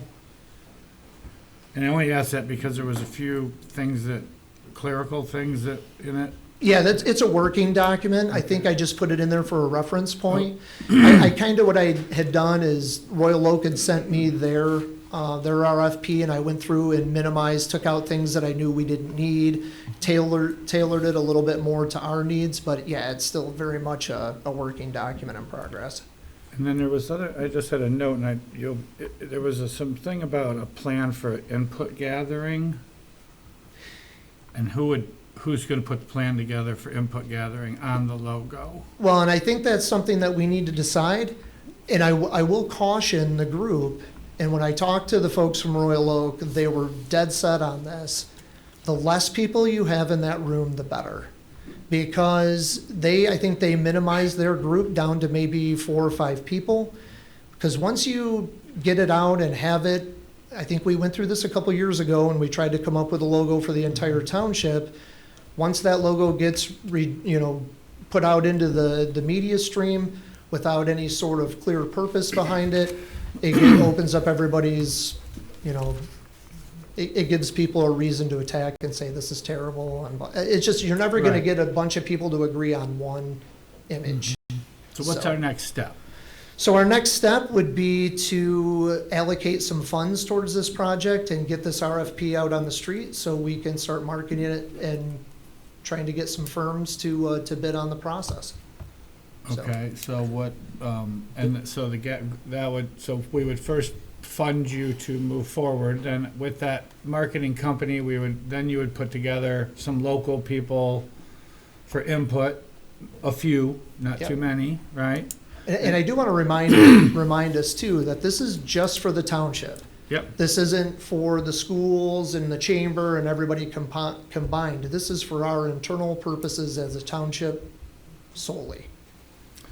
So I know it's time sensitive to IT and some other people and printing and marketing that we've been holding off on doing. So I'm just, and just because I'm new, I'm not, so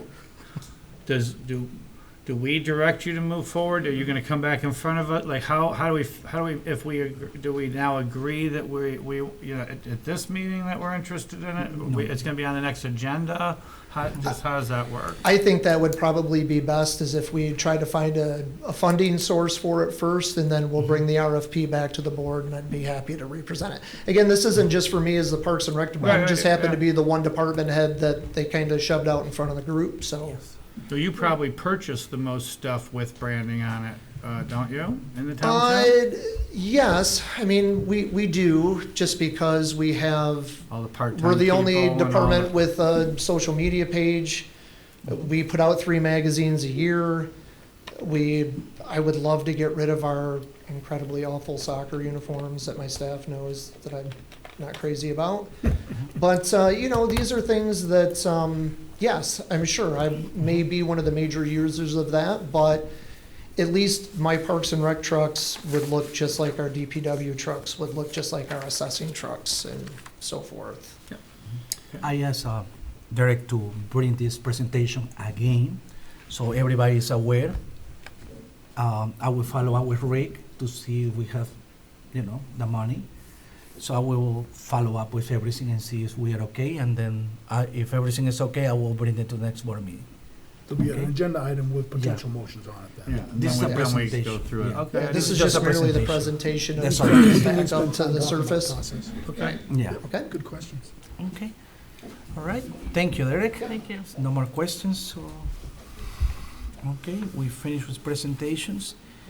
I can get one Right. more there. One more. All right. Number 5. Number 5. It's you. You probably printed it before. Yeah. Okay.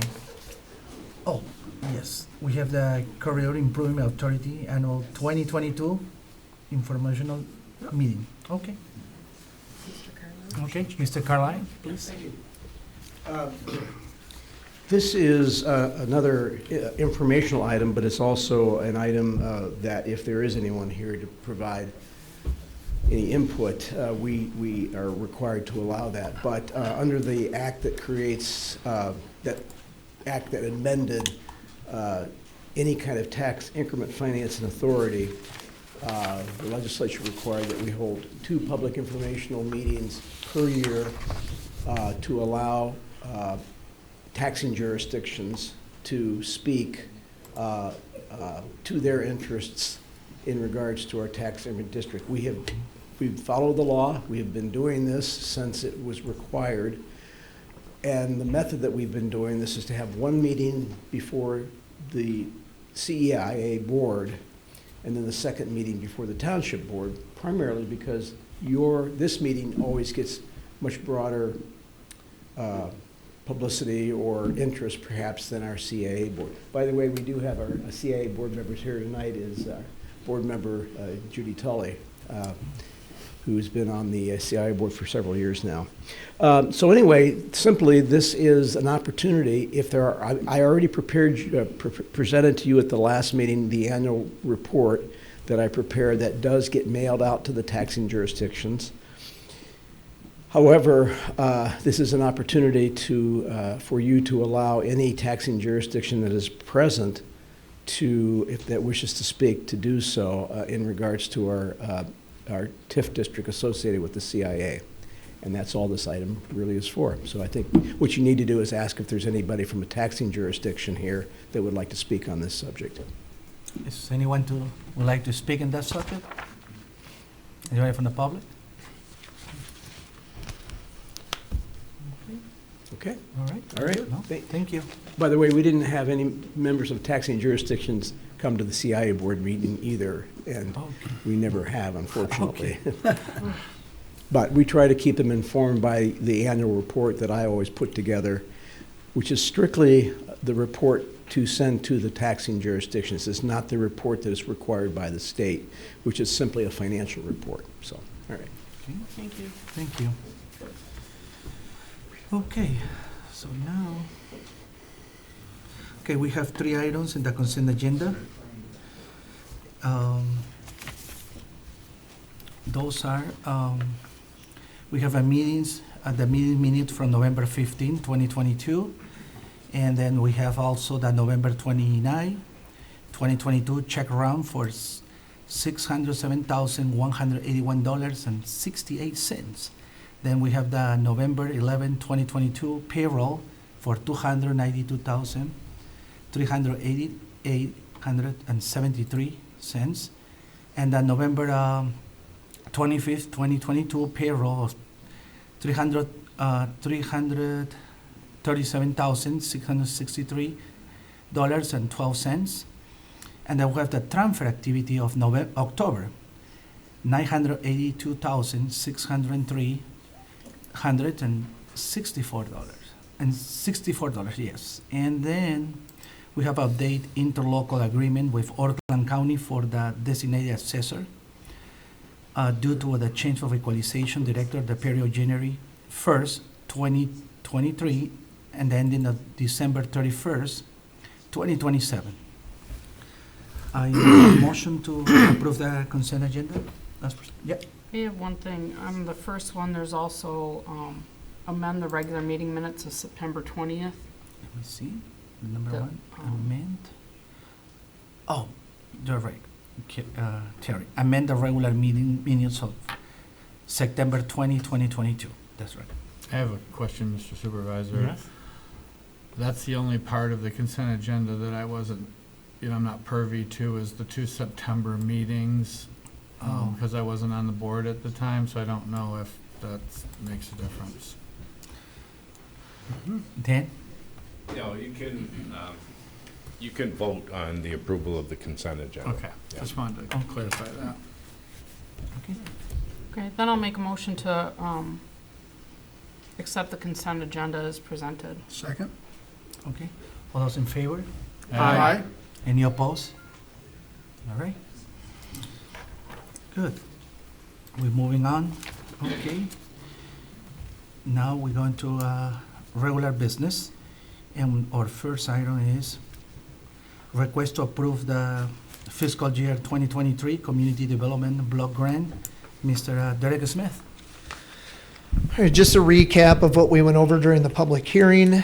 We have minor home repair at $35,322, transportation at $8,138, senior services, senior center at $3,500, and youth services at $3,500 for a total amount of $50,460. Okay. Any question for board members?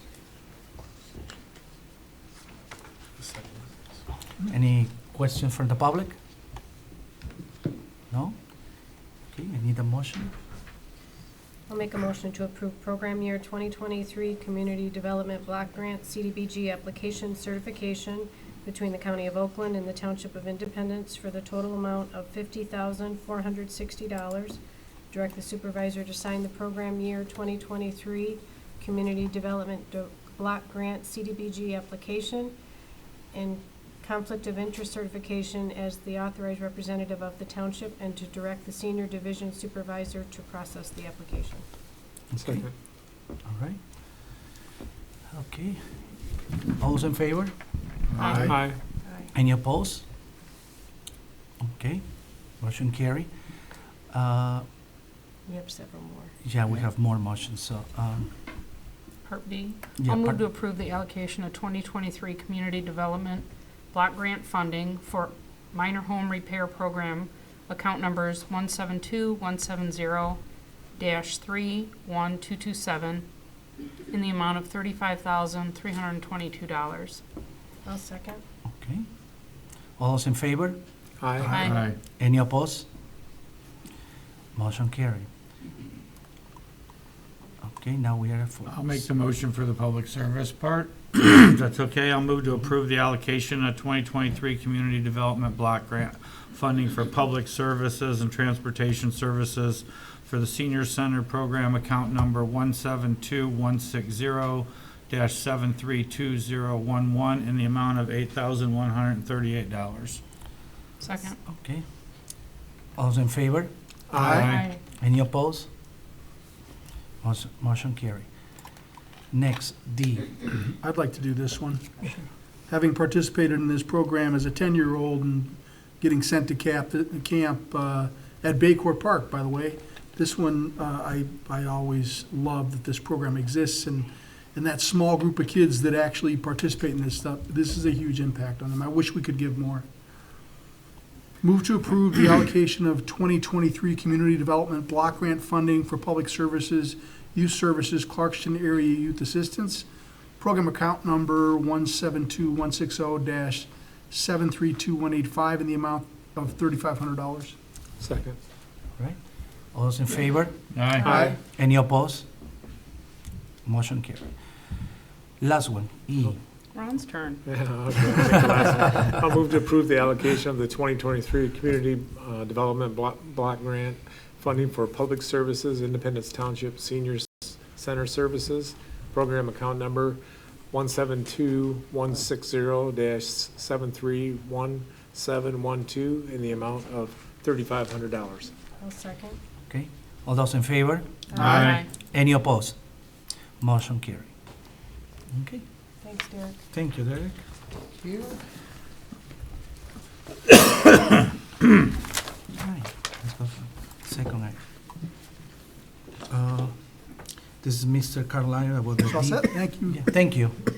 About the DDA. Thank you. Thank you again.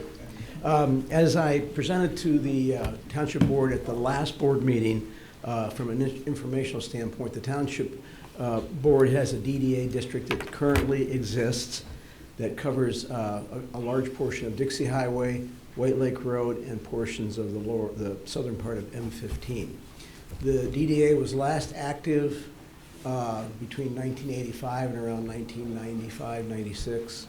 But the district was never dissolved, so it still remained in place, and in fact actually did have some activity in it until 2003 or so, although the DDA board was not really active. The DDA board, as I said, itself was last active in around 1996, and that is when also the DDA plan resolved. So what the board is being asked to consider is to reactivate the DDA and to move forward with approving a new board and authorizing the preparation of the development and tax increment finance plan associated with the DDA. So there's two actions that are before you tonight. The first one is a ordinance to amend the DDA amend the DDA ordinance, to remove certain self-imposed restrictions that were imposed by the board in 1985 that are really not necessary to have in there. And that ordinance was prepared by the special legal counsel, Stephen Mann, that the Township Board approved, I believe, in September. The second motion, if you do, affirm that motion, that first motion, then we're also asking that you authorize us to begin preparation of the plan to allow me a little bit of a head start before you are able to approve a DDA board later on, hopefully in December. Because there's a lot of, as the outline that I presented to you, there's just a lot of information that has to be collected. It's standard, but it's still time consuming, and it would really help us meet the May deadline if I were able to get a little head start on this. So with that, I'll be happy to answer any questions from the board. Any questions for board members? Comment. Comments? Sure, comments. Mine's probably more procedural. Should the board move forward tonight to approve the ordinance amendment? This would be a first reading. Is there a necessity within your time frame to meet the May deadline that we would have to have the second reading and adoption? Yes, and yes, because in order to be able to appoint your DDA board, you need to have adopted this amendment to the ordinance. Okay. Otherwise, then the DDA will still, the districts will still exist, but you haven't removed the self-imposed restrictions and authorized the, we can't really present a plan ultimately unless we have a DDA board in place. And the sooner that you're able to do that, the better. Think about the fact that these are going to be a nine-member board who have most of which will not have served on a DDA board. The very first meeting is going to be strictly orientation, so we probably won't talk much about the plan at that point in time. And I want to give that board and this board plenty of time to contemplate the kinds of measures that we want to put into the plan for the improvement of Dixie Highway. Well, excuse me, we should be calling it, we call it the Dixie Highway DDA, but it also includes White Lake and M15. So there is some time here, but not a lot of time, because this whole plan has to be adopted by sometime the end of May. And you have to hold a public hearing, which has to be noticed. We want to give plenty of time for consideration of this, and not, I'd rather rush it a little bit on the front end if you were in support of this than have to really be held up at the back, at the far end if we run into some kind of problem.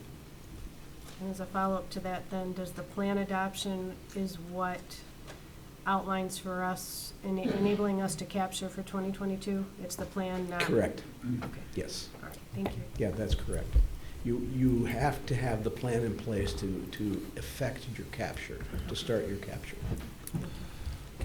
Any questions or comments from the public? I have We have one a question. here. Okay, Terry. When you broke down the money part, and we already approved the 20 grand, and it said 8,200 has been spent, can someone tell me what that was spent on already? That's been spent on, I think, man. There's a combination. Well, partly, Yeah. I think partly on Some. Mr. Mann's work, and also on some preliminary work, some investigative work that I have done, and some advice and participation in that to the township supervisor. And I actually had to collect and did collect all of the historical records, because in most cases I was the only one that had them, to present to the supervisor and to Mr. Mann to be able to get to this point.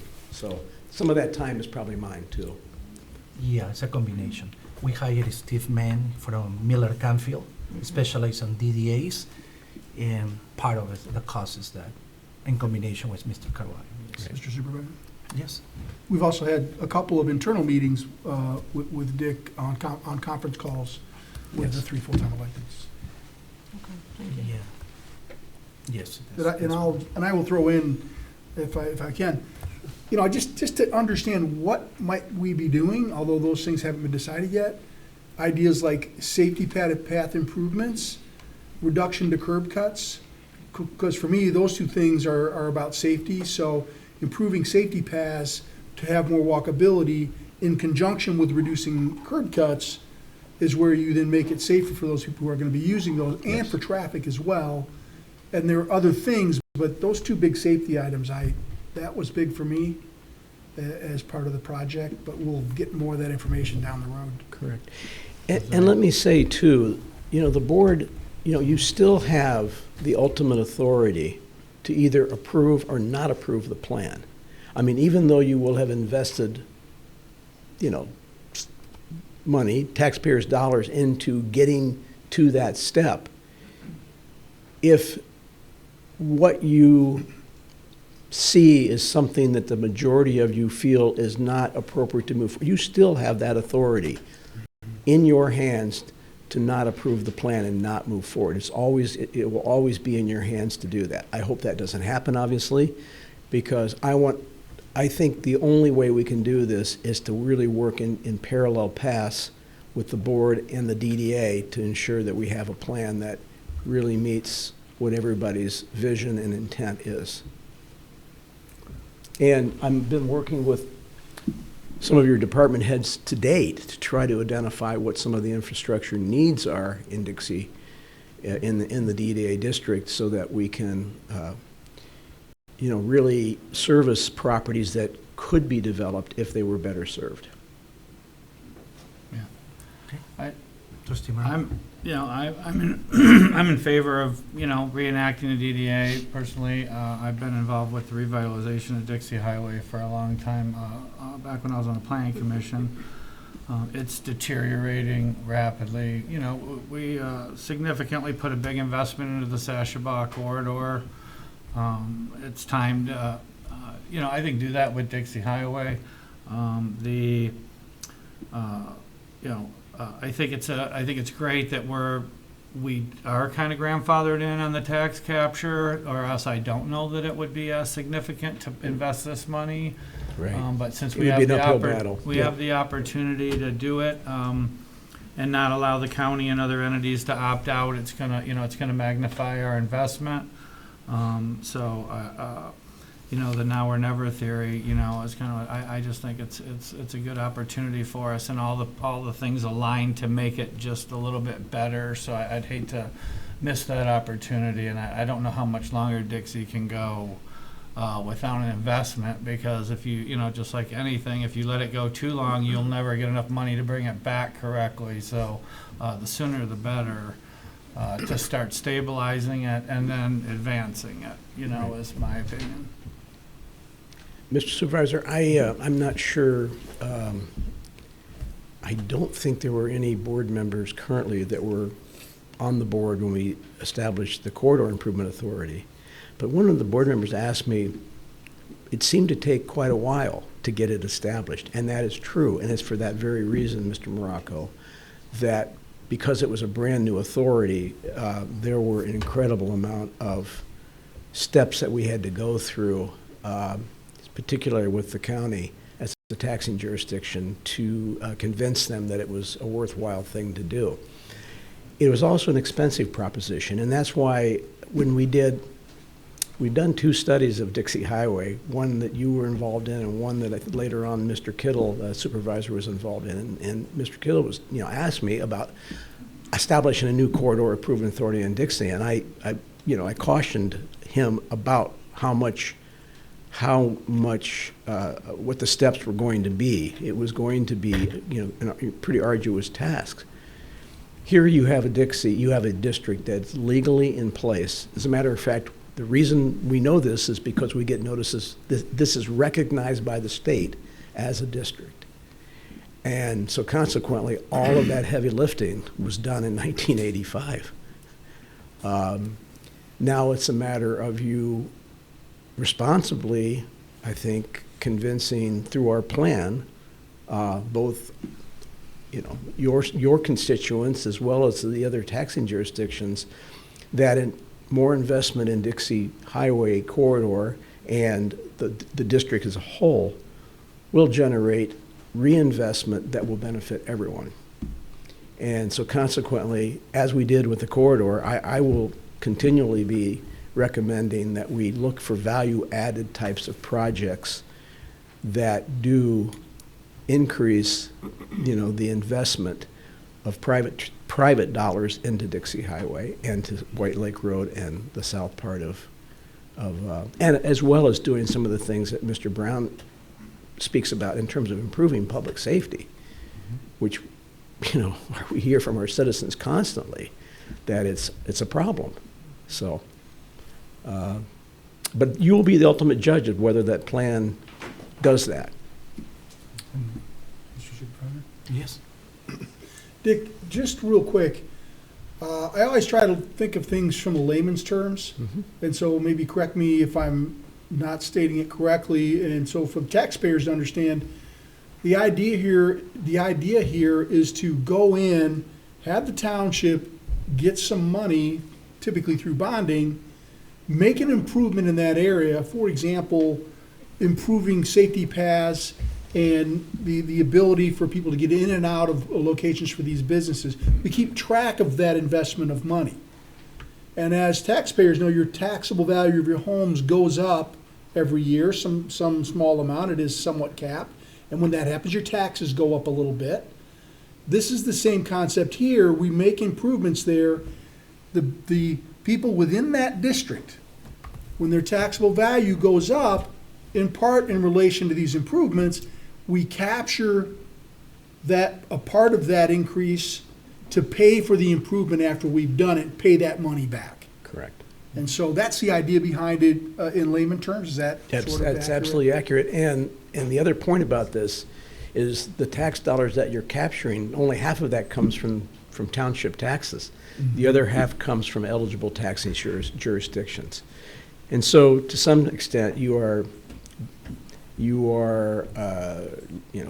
capitalizing upon taxes that are paid to other taxing jurisdictions to do very targeted improvements in your community. That ultimately will also benefit those other taxing jurisdictions. Terry? One last thing. I guess I don't mind developing it either. I just don't want another Walden Village problem. I just want to make sure that this board's going to have fair representation, and we're actually going to be listened to by people making these plans and doing whatever they're doing, and it's just going to be fair all the way along. That's all. That started before I was on the board, and there's just been a lot of headaches, it sounds like, with it, and I just, whatever comes out, I just want it to be fair, and hopefully there's resident participation. I know the businesses on there are all on this board, but I don't know who else is involved for sure, and just want to make it, Sure. fair for the community, that's all. And it's a valid point, Terry. As you know, for many years we hear a lot of people, saying that we need to put some attention on Dixie Highway.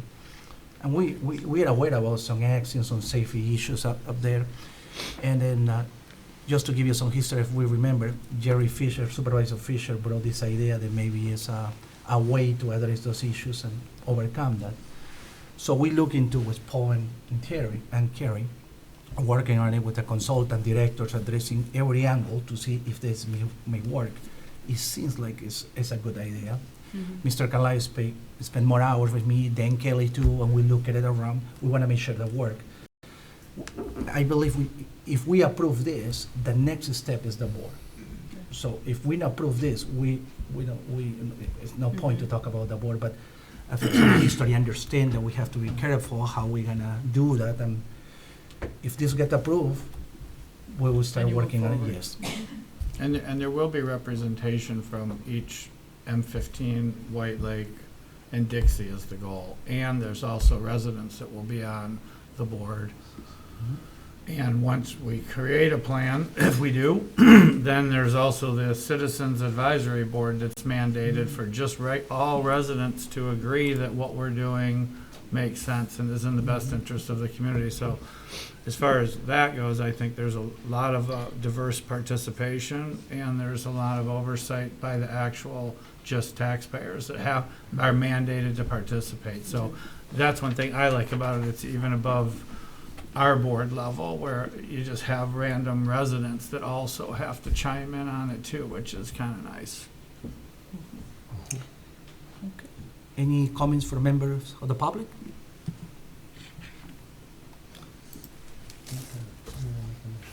Yeah, you ready for a motion? Yeah. Ready for a motion? I'll make a motion to approve a first reading of an ordinance to amend the Downtown Development Authority ordinance to remove certain restrictions on the capture of tax increment revenues and the incurrence of debt, and direct the clerk to publish the notice in the manner prescribed by law. Second. Motion, okay. It's a roll call, right? Correct. Okay.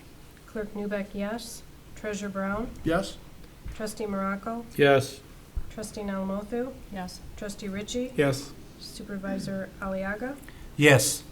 The motion carried. Motion carried, okay. The second There's a motion. second motion there, so carried.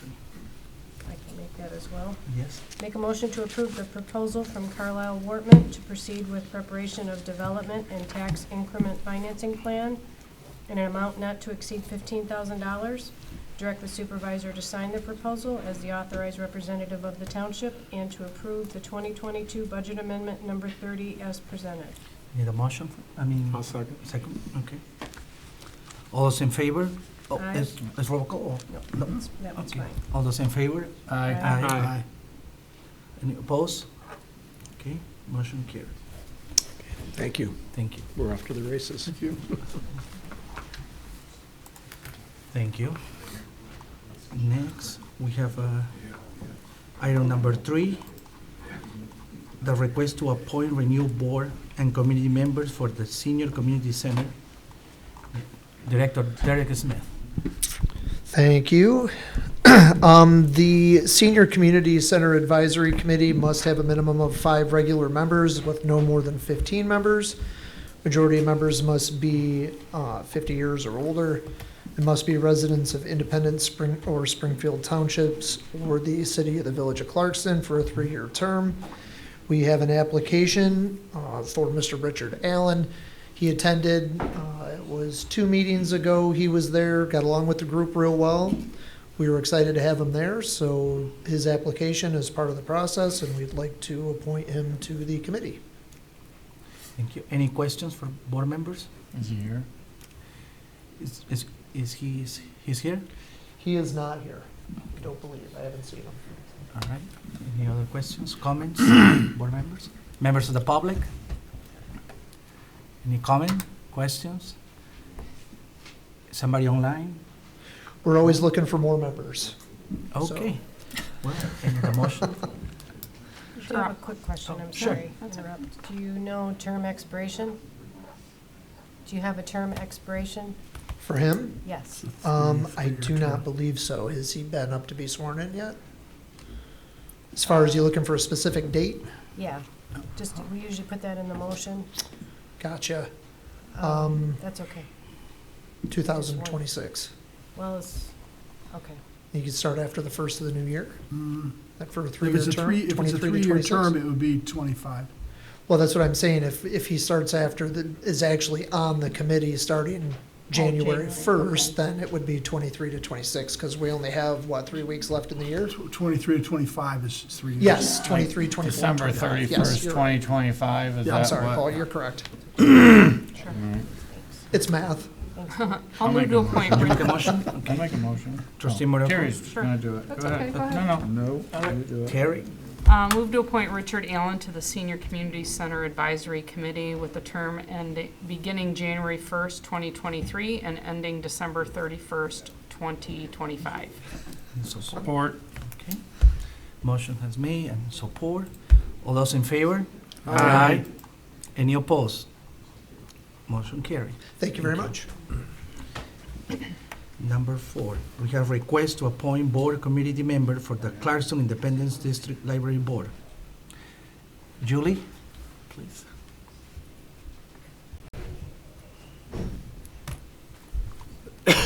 No, not Judy, Judy. Judy, yeah. Thank you. No, Julie. Julie. Julie, yes. Sorry, Julie. I apologize, sorry.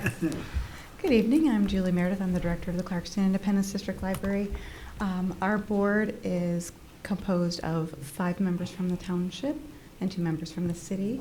This evening, we are looking at 4 members of our board who are asking to be reappointed.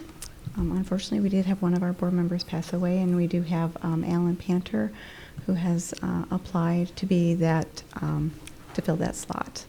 So I'm just here to have you do that appointment for me tonight.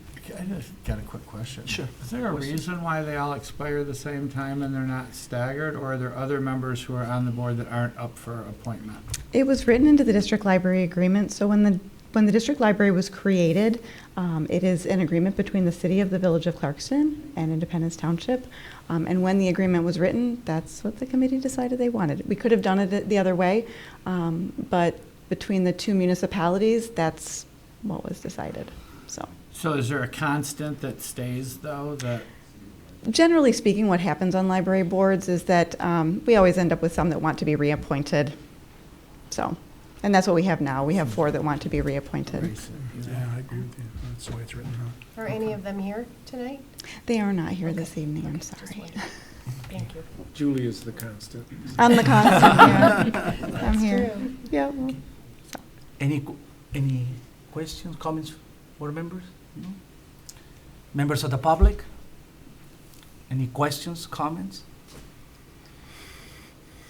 if you would like to know a little bit about the board members we have, the 4 that are being reappointed have all served the library very well in various capacities prior to being on the board. Friends of the library, volunteering, that sort of thing. Alan Panter is a really interesting candidate. When he applied, I was very excited to see his name on the roster. He actually is a CPA. He works for Yo and Yo, and he was hired by the state of Michigan, the Library of Michigan, the state librarian, in order to write the manual for public library finance. So he would be a real boon to our board to be able to have somebody with that kind of skill set. So. Good, thank you. Okay, right, make a motion? Anyone? Yeah, let's move it. Let's Sure. I'll Right. move to reappoint Janice Gaffney to the Clarkston Independence District Library for a 3-year term scheduled to expire December 31st, 2025. Any support? Second? All those in favor? Aye. Any opposed? Motion carried. I'll move to reappoint Allison McFadden Kiesling to the Clarkston Independence District Library for a 3-year term scheduled to expire December 31, 2025. Any support? Second? Okay. All those in favor? Aye. Any opposed? Hey, let me do this next one. Okay. CPA's got to stick together, you know. Move to appoint Alan Panter to the Clarkston Independence District Library for remainder of Daniel Green's current term ending December 31st, 2022, and the 3-year term starting January 1st, 2023, scheduled to expire December 31st, 2025. Support. Okay. All those in favor? Aye. Any opposed? Motion carried. Next, Move to reappoint Marilyn Pomeroy to the Clarkston Independence District Library for a 3-year term scheduled to expire on December 31st, 2025. any support? Support. Okay. All those in favor? Aye. Any opposed? Motion carried. Next one. Go ahead, Terry. Move to reappoint Christy Shull Gamble to the Clarkston Independence District Library for a 3-year term scheduled to expire on December 31st, 2025. Support. All those in favor? Aye. Any opposed? All right, motion carried. Thank you very much. Thank Have you, a good Julie. evening. Thank you.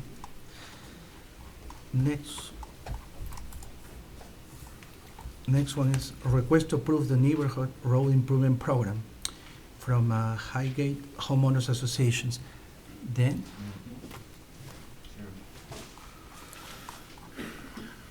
I know Judy is here, so. Yes. Okay. Well, just very briefly, the township has received an application for funding under a policy that's been adopted by the township. The policy is the Neighborhood Road Improvement Program. There's some specifics within the program. The township has allocated funds to contribute to the repair and repaving of roads within associations or subdivisions, and there's some conditions upon that. One, it's up to 25% of the total road project. It's no more than $50,000 per project, and it's no more than $200,000 per year from the funds, the township portion of the funds. You can apply for an additional $50,000. The actual application, I know Judith is here and can answer any questions with regard to the application, but the application in this case is for work that was done back in July of this year. It appears to be for improvements to the road. The total amount was $24,800. The 25%, which is what the request is contained in the MAIF, would be for $6,200, which is 25% of that amount. Okay. So that's a summary of the application. Thank you. Any questions? Oh, Treasurer Brown? I'll just, if memory serves me correct, Wingate has come 2 or 3 other times. They probably have been the most dutiful community that I know of to try and take advantage of this, to maintain their public streets in their neighborhood, filling cracks, making repairs, really probably on an annual basis, so that they can prolong their life. And I really have always been impressed that they've really embraced this program, and I'm glad to see the funds being put to use. Okay. Thank you. Any other comments for board members? Rob? I have one. Sure. Basically, in this packet, in this MAIF was also, I think in our rules, we said we were going to do this reimbursed through SADs. And this one is the homeowner association paid for it. So basically, I guess the association's really getting the money to pay the bills or whatever. Mm-hmm. So I guess I'm still in favor of that. I think that's fine deviation from what we originally posted. And as long as we're still concentrating on public roads and that as well. So, and I guess I just wanted to make sure it's on the record that the Wingate subdivision are public roads, correct? Correct, yeah. So, Yeah, our roads Trustee are Morrow. 26 years old now, and our first foray into road repair was really 2018, when we had a big problem at the front entrance. And that cost us more money than we had, so we had to do a special assessment of our members.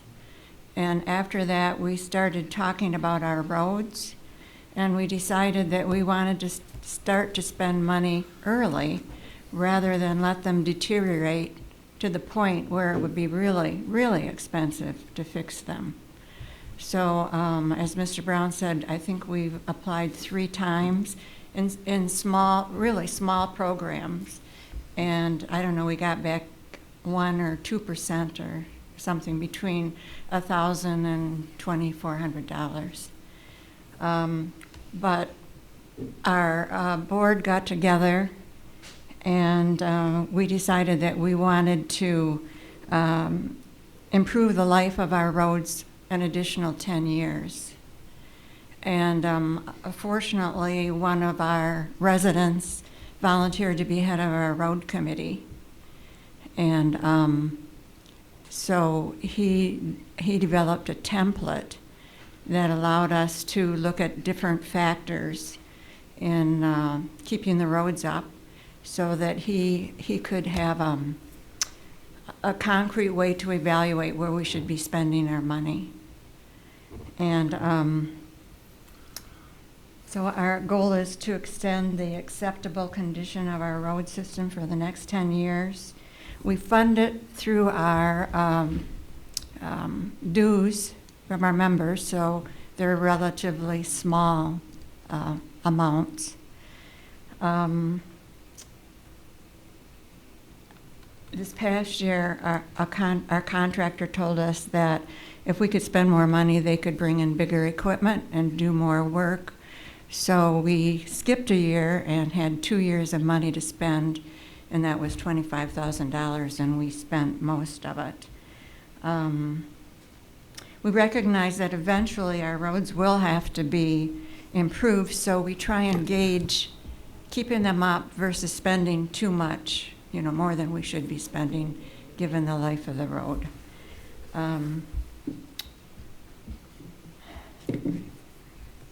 We don't try and make our roads look new, but we want to make them drivable and safe for the drivers, the walkers, the bikers, etc.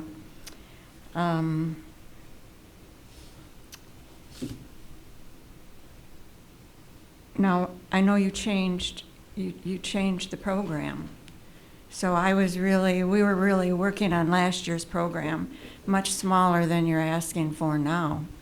I think it's up to $1 million or something in the latest format. It's a lot of money, more money than we have. So we really did this under last year's rules. And we're asking for the township's support. What we do with any money we get from the township is we put it right back in our road repair category and use it the next year.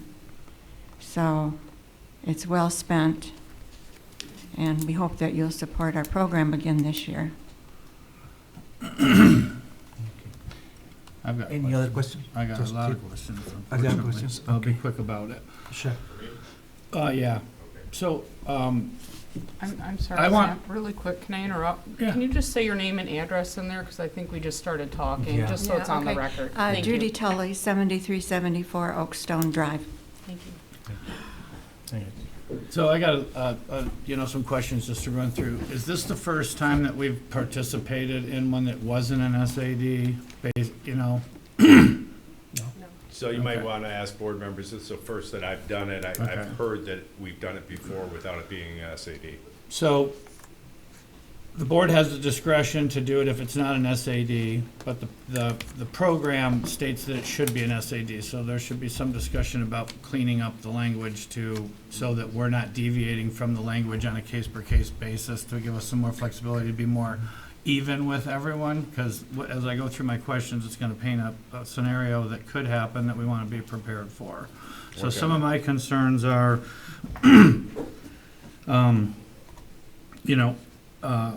it used to be that we would pay, I think, like 10% of an SAD, up to 10% of an SAD, and this is a little bit different. This is 25%, but with a cap, which puts it at $50,000. If you were to only do this program for an SAD, it would be a one-time shot, probably every 10 to 15 years at the most, because SADs extend that long. So it would be a contribution of one time over a decade or 15 years, let's just say as an example.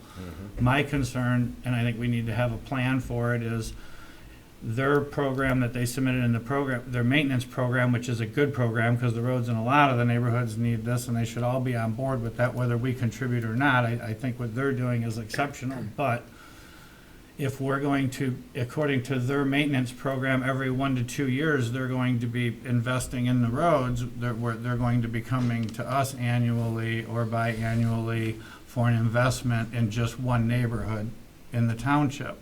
That's one thing I think that we need, has to be a consideration of moving forward of what would happen if that snowballed, and then picking who would do it. Since SADs are done less frequently, it's not as big of an issue picking who to qualify, because it's very rare. It's not that every neighborhood could start to qualify. So I just want to take that into account, that it could snowball, the other is that I wish that if we're going to participate in this, that we know in advance of the repairs. I don't think it's good business to do retroactive reimbursement, so I'm not privy to what they plan to repair. The town came to the township, we agreed to participate. I don't want to get in a situation where subdivisions are just bringing us bills saying, hey, last July we put 50K down, hey, you know, we want 25% of that, hey, you know, last summer where we lose control, because an SAD would be exact opposite. It would be very regulated and distinct and very determined. So it wouldn't, you know, there'd be more oversight from us for the money going out. So I think there should be something in place there should be a protocol of steps.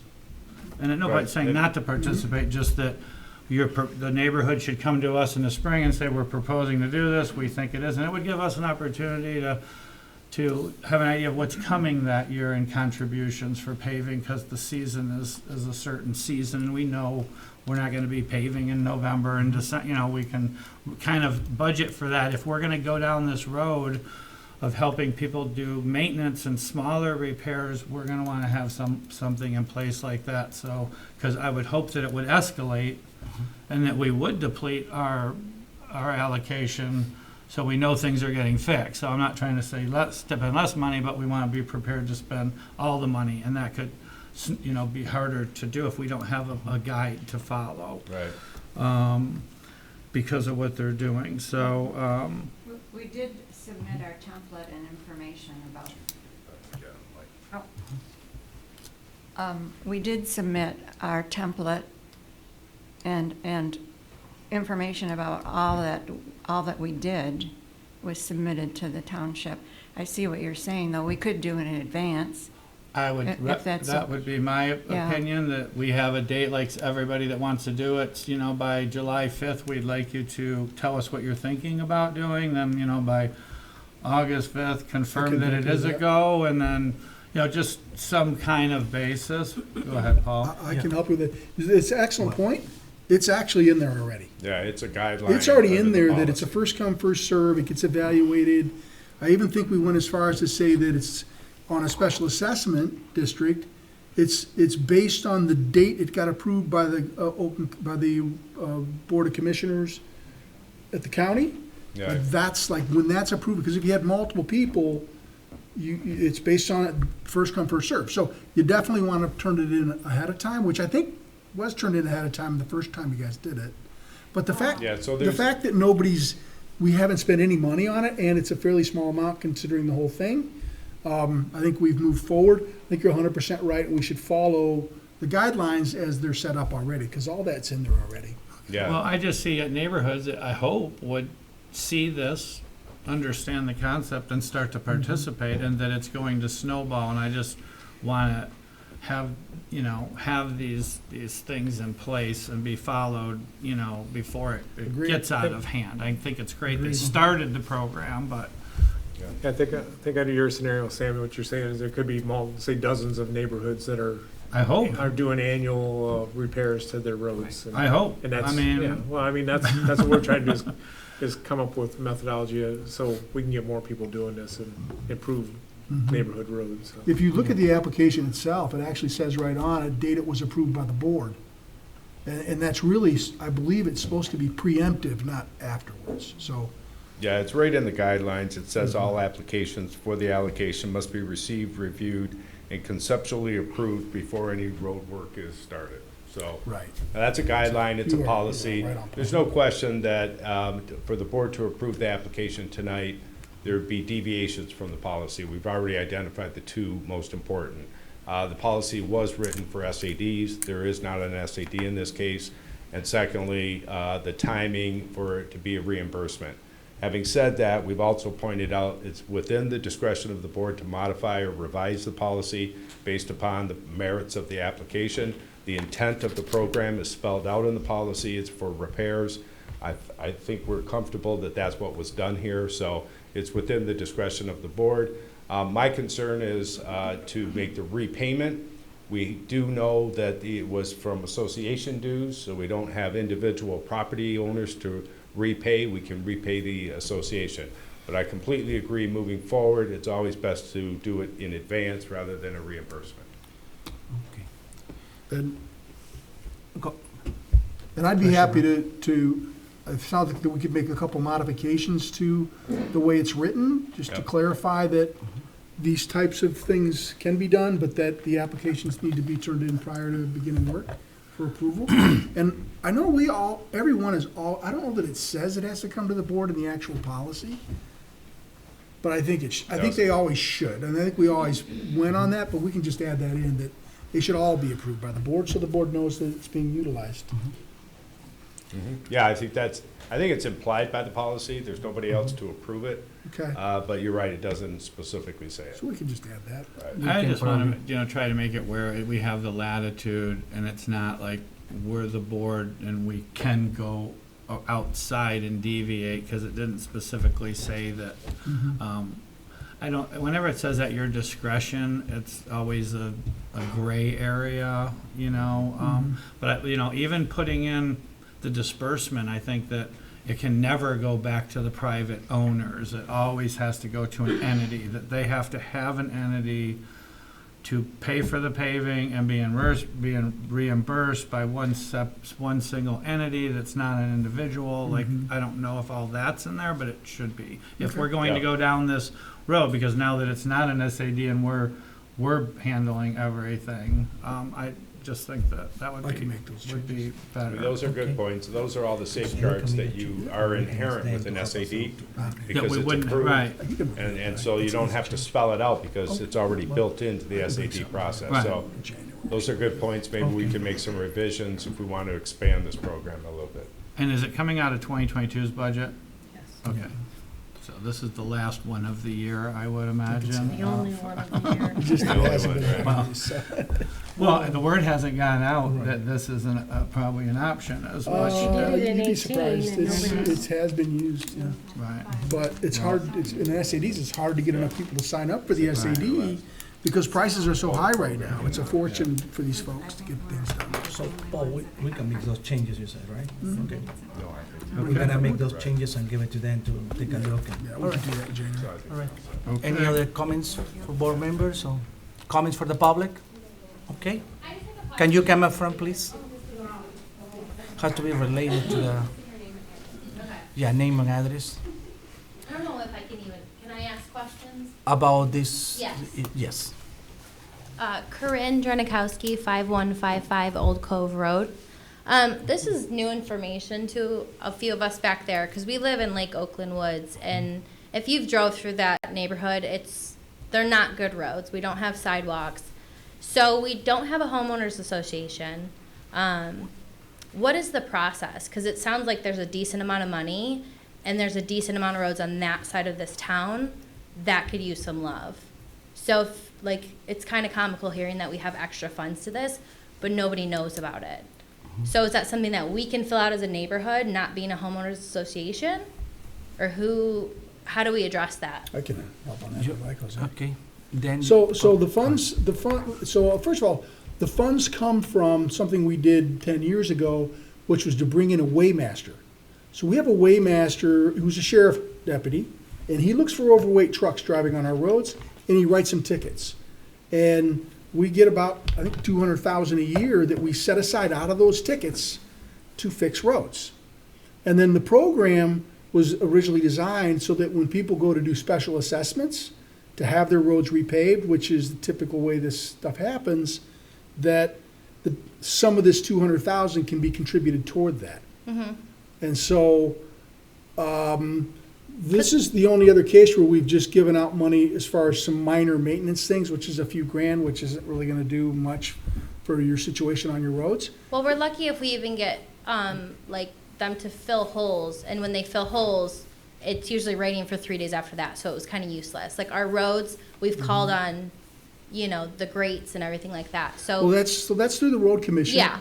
And the township doesn't have any. I mean, the best thing on that is to just keep going online and saying getting them to come out and fix the squeaky wheel is going to get So them to do does your program maintenance. help if we came up together to do the roads as a neighborhood? Because we've looked into doing all the steps for that. Mm-hmm. Is that something that the township can contribute towards? if you started an SAD Okay. with your Yes. with your neighbors, since you're not an association, that would be the vessel Okay. you'd have to use, We right? yeah, we changed the max, I think, didn't we change the max to be 100,000 now? I think so. Yeah, it could be up to 100,000 towards a special assessment district. And then what's a good time, like, do you put that application, like you were telling her, you know, beginning of the year? But Like, that, these are- so in this case, you would not bring that application, I gotta double check, because this is gonna start through the road commission.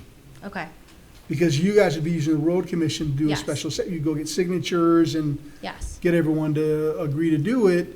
And I think the last time we did this, the person in charge at the road commission knew to get a hold of us because of our contribution. And then we would get that application filled out at that point. But you probably want to understand that the 100,000 is great to have some extra contribution, but you're talking about 100 grand being added to what could easily be, depending on how many roads are over there, $2 or $3 million in Yeah. cost, so. Yeah. But yes, that's the point of this. And once you go to the road commission, they know about this program because we have contributed to several over the 10-year period. okay. All right, thank you. You bet. Thank you. Thanks, Paul. Okay, any other comments from the public? From TV land, maybe? Somebody connected?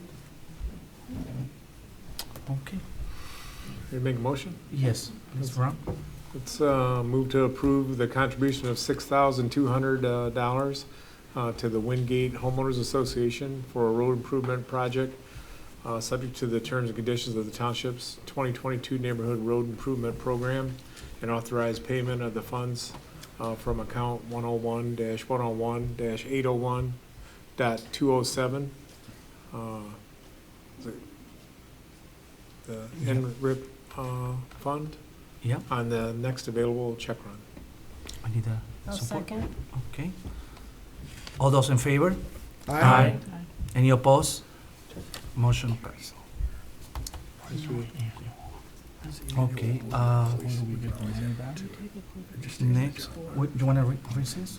Okay. I would like to ask for a recess. From the general fund.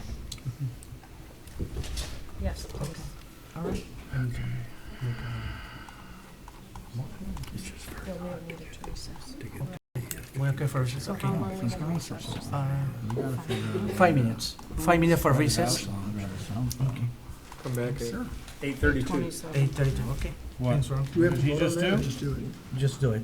What did he just do? Recess for Taking a 5 quick minutes. break. So, What just so one thing we're doing right now is with Fendera, they're looking to do,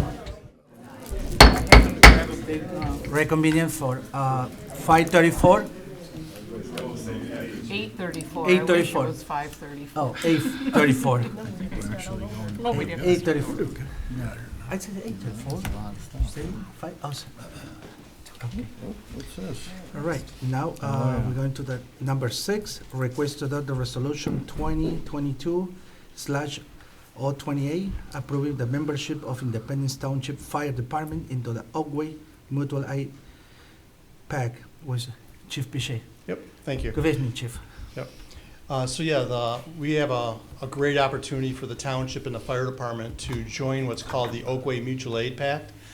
That is a mutual aid pact made up of 10 communities in Oakland County of full-time career fire departments that they've been established since 1955. My past experiences when I was working with Bloomfield Township, we were in Oakway for over 30 years. So I'm well-versed in what their capabilities are. And by us joining them, that provides us, those 10 departments, to provide us mutual aid, equipment, resources, training at a moment's call when we're getting overwhelmed. The kind of special thing with Oakway is they operate during a mutual aid as one big department. And if you can imagine those 10 fire departments, I won't read all the communities off. I know it's in front of you on your MAIF. If we were to call for help, we got a large fire here, and we'll start calling Waterford, Bloomfield, West Bloomfield. They're gonna start moving up into Independence Township, not only helping us with the fire, but staffing our fire stations that are empty. And then the rest of the Oakway communities commence and start backfilling into the other Oakway communities that are helping us. So they operate as one big fire department, and they are all full-time firemen at these departments. There's over 600 firefighters comprised in these 10 communities. So it's a great opportunity. And why I say it's an opportunity is I think I was telling Carrie and Jose the other day that since 1955, there's only been 3 communities approved to get into Oakway during that time period. So we'll be number 4. That's pretty good. We went through an application process, and then we went through a process where they send Oakway chiefs to our fire stations, and they look at our equipment, they look at our systems, they look at what we're all about, and then they make they do a vote, and it was unanimous by the 10 chiefs to accept us into the Oakway Mutual Aid PAC. So I'm here tonight asking that you give consideration to signing the resolution to join Oakway. It's, again, truly feel it's going to be good for the community to have those additional resources to help us when we get overwhelmed. And so I'm here to answer any questions relative to that. Any questions from members of the board? Do we have any equipment that we're providing that surrounding communities in the organization don't have, that we would be called upon sooner because of something special that we have, or are we pretty? I think we have a lot of the same stuff. It's just when you join Oakway, it'll commence more. Like, for instance, a special piece of equipment is we have a boat for any water rescue situations we might have. Not all the Oakway communities would have one, so if they called, we would certainly send it their way. But there may be an opportunity where we have a water rescue that we need more than one boat. We need a few boats to get into the water to search for victims. So West Bloomfield, Waterford, those communities can send their equipment up and help us, make that rescue. So it's better for, positive outcomes to emergencies. And the other really good thing with Oakway is they train every month. So if you can imagine all these firefighters month in, month out, they're training together, collaborating, so they act as one big fire department. The guys get to know each other. The radio lingo is the same. You begin to have more and more same operations with them. So it's just a positive thing. Right. Is Oakway a piece of a bigger national catastrophic response forum? No. Or is that's it? They're just okay. That entity. So. Okay. And Ron? Does this preclude Independence Fire Department from giving mutual aid to any other areas that are? Oh, absolutely not. So we're already with the North Oakland group, or Mavis 3201. We will still remain with that group, which is most of the north, the Brandons, Groveland, so on and so forth. We're still going to be a part of that group also. This is just to enhance what we currently have. And if you can imagine, and a lot of the communities north and around us aren't full-time fire departments such as ourselves. So our operating platform here in Independence Fire matches much better with the Oakway departments. They're all full-time, so we're all kind of the same, which is exactly why Oakway is accepting us into them. So these other communities around us that are smaller fire departments, part paid, volunteer, so on and so forth, their resources at times are far more limited. And where Oakway, they're there 24 hours a day, 7 days a week with full-time firefighters that if we make a call, they're staffed. They can send people right away to help us. So this is just to enhance what we have, not to preclude us going to help all the other communities that this department has been in partnership forever with. So that still stays the same. Right. Years ago, Independence, was more like, say, a Springfield or Brandon and that type of thing. And as entities grow and expand, then I just want to make sure it wasn't precluding us from helping these other areas that we have in the past. Yeah, just another small example. If you can imagine, if we had a large structure fire here in a township or any kind of incident that's going to overwhelm our manpower, by pulling out of Springfield or if I pull out of Brandon, I can immediately shut those departments down because they don't have that much staffing. Where if I do that to Oakway, I can have 3 or 4 rigs come from Waterford, West Bloomfield, and the rest of Oakway is just going to fill in and spread their resources. So it's a great opportunity. The annual fee is $6,000 a year to be in this membership, but the amount of training that we're going to receive back is we'll succumb that. So it's just, for me, it's a no-brainer, basically. I just wanted to comment if you'd also share, as much as your team has been willing to go on board with this. I think that's important too. It's not just something that you're bringing, but you've involved the team, and the department as a whole is interested and eager to go on board with this. Yeah, I think absolutely. That's great. Yeah, absolutely. And I think you're kind of learning as time goes on, most of what I do at the fire department is inclusive. And we sit and we have a lot of officer meetings. We get input from different directions. So to Ron's concern, that was one of the concerns that came up with from the officers, like, are we still going to be a part of this group? Absolutely, that doesn't change. We're just looking to make what we have better and stronger for the community. If we were in an operational platform similar to some of these communities around us, Oakway wouldn't even accept us. You have to meet a certain level, and again, we do based on how we run, and so everybody supports it. All right, any members of the public? Any comments? On TV? Anyone on the screen? No? Okay, I need a motion. I'll make a motion to adopt resolution 2022-028 to approve membership of Township Fire Department into Oakway Mutual Aid Pact and authorize the Township Clerk to certify and file same. Support.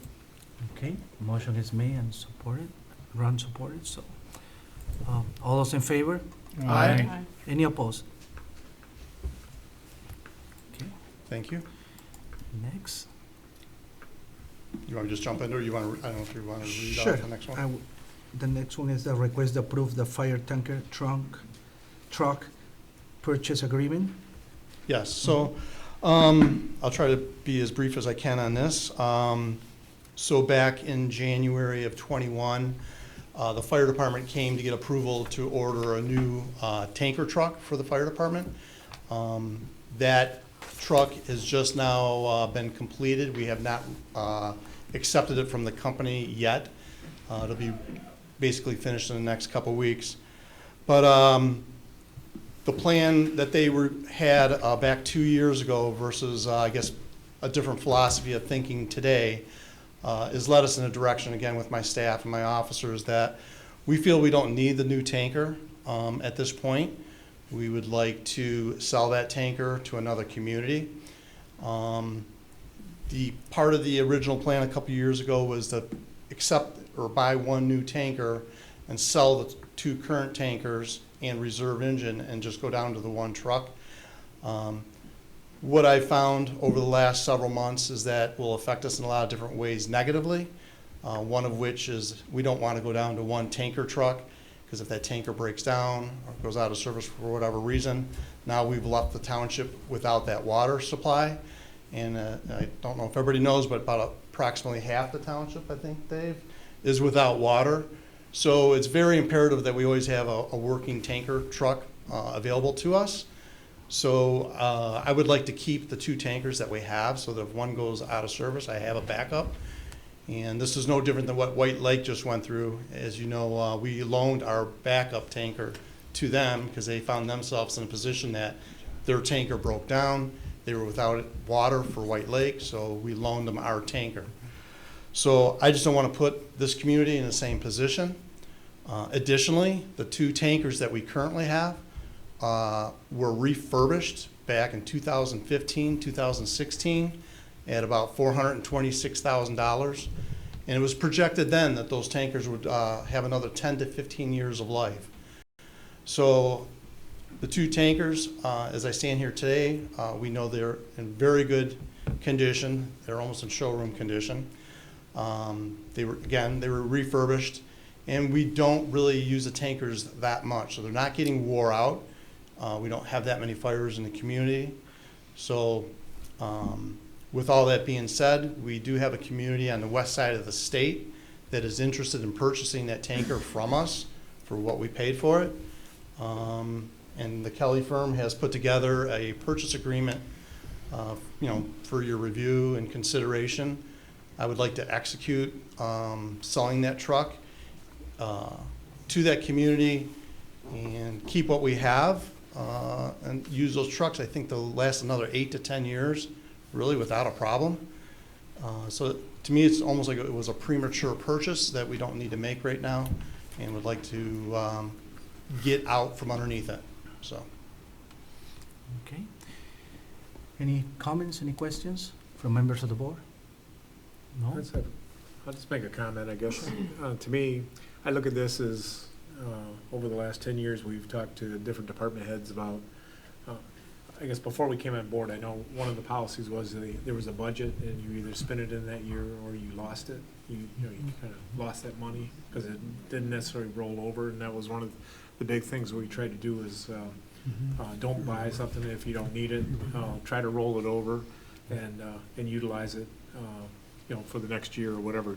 I guess we wanted to get out of the program of spend it or lose it type mentality, and I think the chiefs, looked at this and they've talked about it enough to where, what they did when it was originally approved was per the capital investment plan. But, so it's kind of like we did what we said we we're going to do, but now in reevaluation, we can still have as good a services as before without spending this money, and you have a methodology to get rid of this piece of equipment with no loss of funds to the township. So, Yep. So I think to me it shows our department heads are thinking and not just, hey, we made a decision, we're just gonna stick with it, which they easily could have done. So, and I guess I applaud the thinking anyway of trying to come up with a different methodology for your what you're trying to do. Thank you. Thank you, Mr. Ritchie. Good point. Any other comments? No? Members of the public? Anybody online? Okay, I need a motion. I'll move to approve the fire tanker purchase agreement for the sale of the 2021 Stuffin custom pumper tanker with Thornapple Township located at 200 East Main Street, Middleville, Michigan, 49333, and direct the township supervisor to sign the purchase agreement as the authorized representative of the township.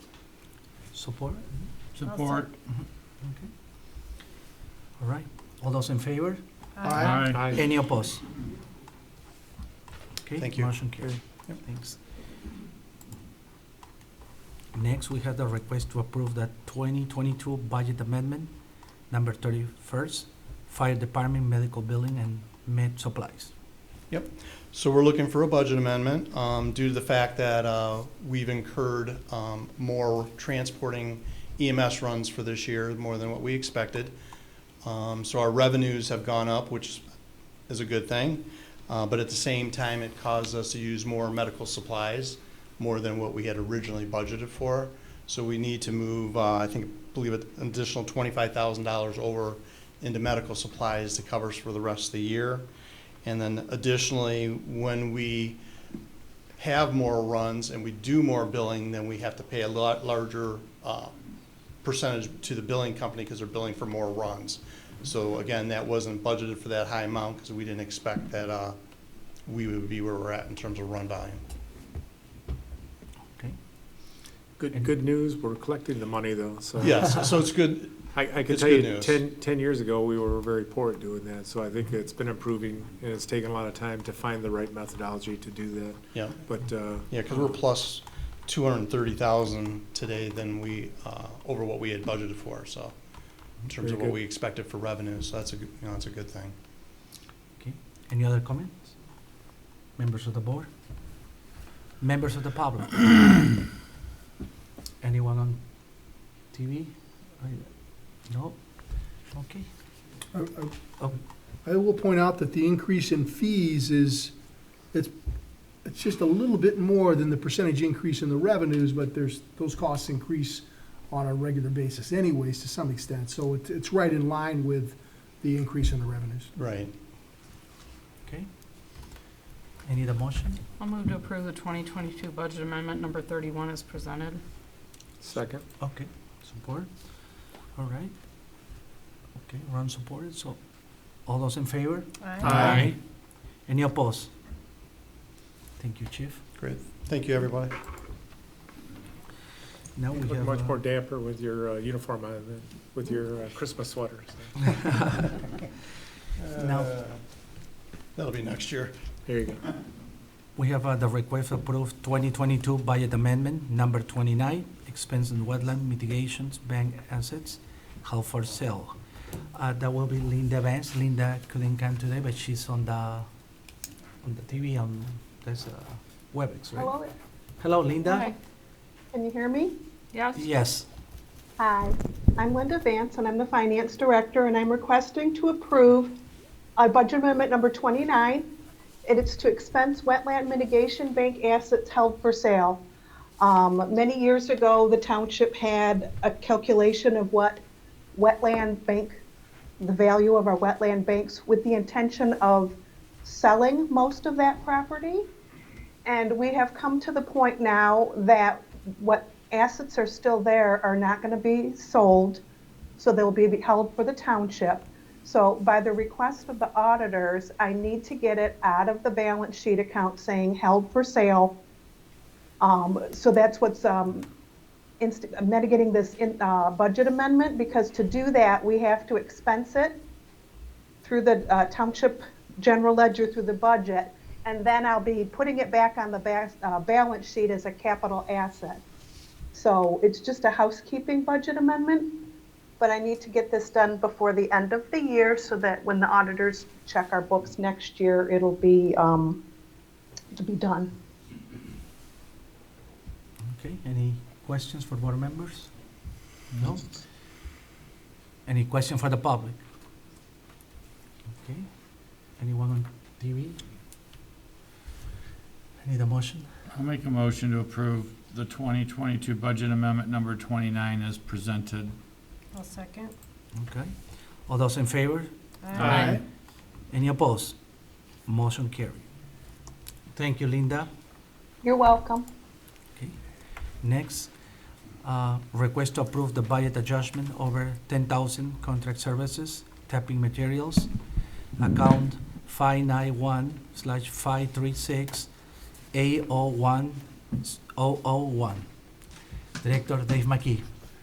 Good evening, everyone. This might be the most exciting agenda item on the agenda tonight. Probably not. But in the spirit of the last couple of presentations just now, this is just a budget adjustment. It's not an amendment, this is adjustment to comply with the township procurement policy. When we have to move money from one account to another, if it's over a certain dollar amount, we get board approval. And that's what I'm here for tonight. This is some housekeeping issues because we need to move some money from our distribution improvement account in the water side to the materials side. This is where we buy our repair clamps, hoses, or repair clamps, pipe, and curb boxes, because we've spent all our money that we budgeted in there. We've had to budget ahead in advance to get material in the shop, so no vendors and no contractors or anybody is waiting on us. So this is what we're doing tonight. I'm just here tonight to get permission to comply with the procurement policy, to move $25,000 from our distribution line item over to the material supply line in water. Okay, any questions, comments from board members? No? Any comments from the public? No? TV? That's it, I nothing. need a motion. In compliance with the township's procurement petty cash credit card policy, I move to approve the following budget amendment as presented. Any support? Support. Okay. All those in favor? Aye. Any nays? No? All right. Motion carried. Thank you very much. Yes. Feel free to stay for the rest of the meeting, too, Dave. So. What's that? So feel free to stick around for the rest of the meeting. Hey, I'm here. I'm here. Okay, the next one is request to appoint a township trustee. And as we know, we already interviewed all the candidates, and that I just wonder, is any of the candidates here? You can raise your hand. Okay, it's just three. Carrie, do you think we should give them maybe 2 minutes to speak up, or tell us? I guess I would like that. So. Okay.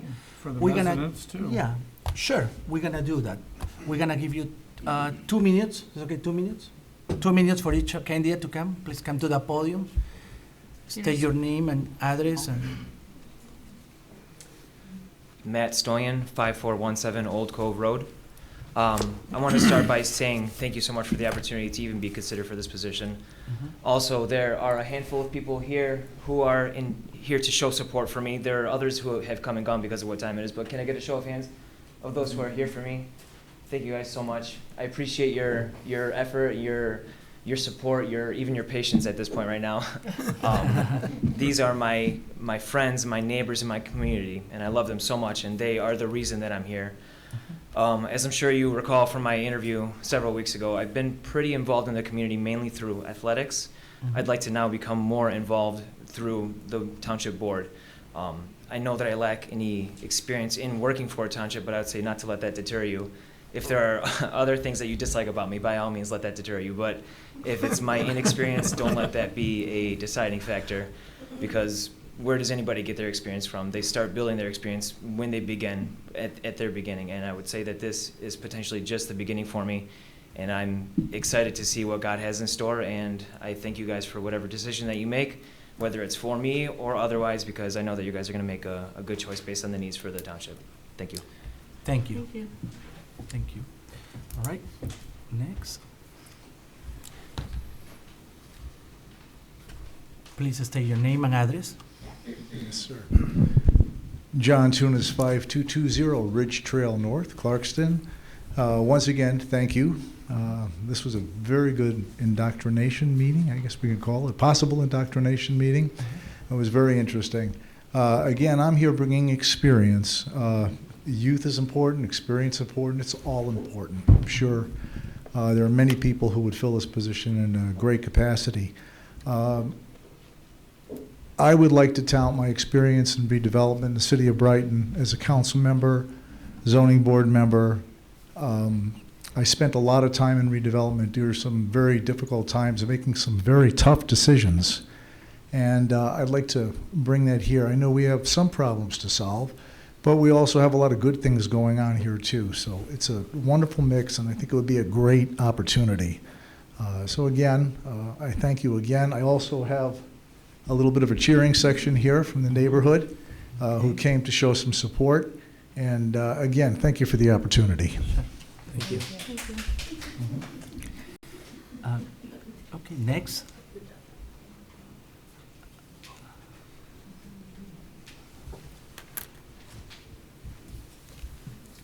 Hi, Justin Harrell, 6908 Oakhurst Ridge Road. First off, I'd like to congratulate Mr. Morocco on his appointment. That was great. And thank you for your continued dedication to the community. It seems like you have quite the support group behind you, and people are very excited with your position. So again, thank you for your dedication to the community. I've been here for 7 years, plan on staying here for the next 30.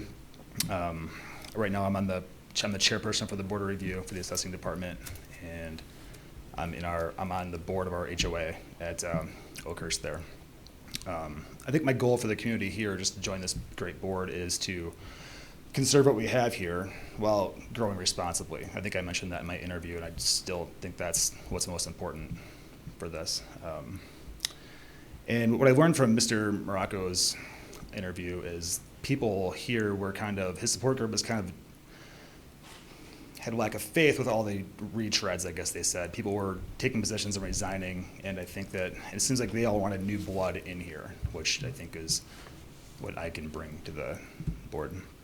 And again, I have no further political aspirations. It's not a stepping stone for something else. I plan, if appointed, to staying here as long as the public wants me. So I hope to join this impressive board, and that's all I have. Thank you again. Thank you. Thank you. I would like to open that now for public comments. Is this okay? Is there anybody else? Is everyone there? Any other candidate? No candidate, right? Any public comments about the candidate? Sure. Oh. Oh, no, that's okay. I'm a little nervous anyhow. Okay. We're a lot of fun. Don't be nervous. Yes. Name yes, and address, please. My name is Tom Kowalski. Address is 9347 Pine Knot Road, Independence Township. And I'm here to support John Tunis for his candidacy for the Board of Trustees. I've known John for many decades, and he's always been a person of, integrity and courage and commitment to whatever he's taken on or whatever he's been assigned to. And it's been demonstrated, to me, in his family life and in his community involvement. You know that he was involved with the Brighton City Council, and he's the president of his HOA right now. But kind of from my perspective, in terms of his involvement from a community standpoint, is with our co-op in Ludington, where he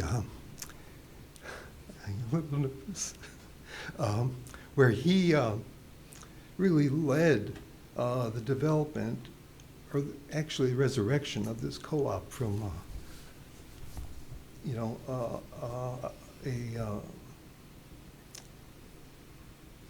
a detriment to the township to one that it's really admired by the township. Now it's kind of completely turned it around. So I know that he can.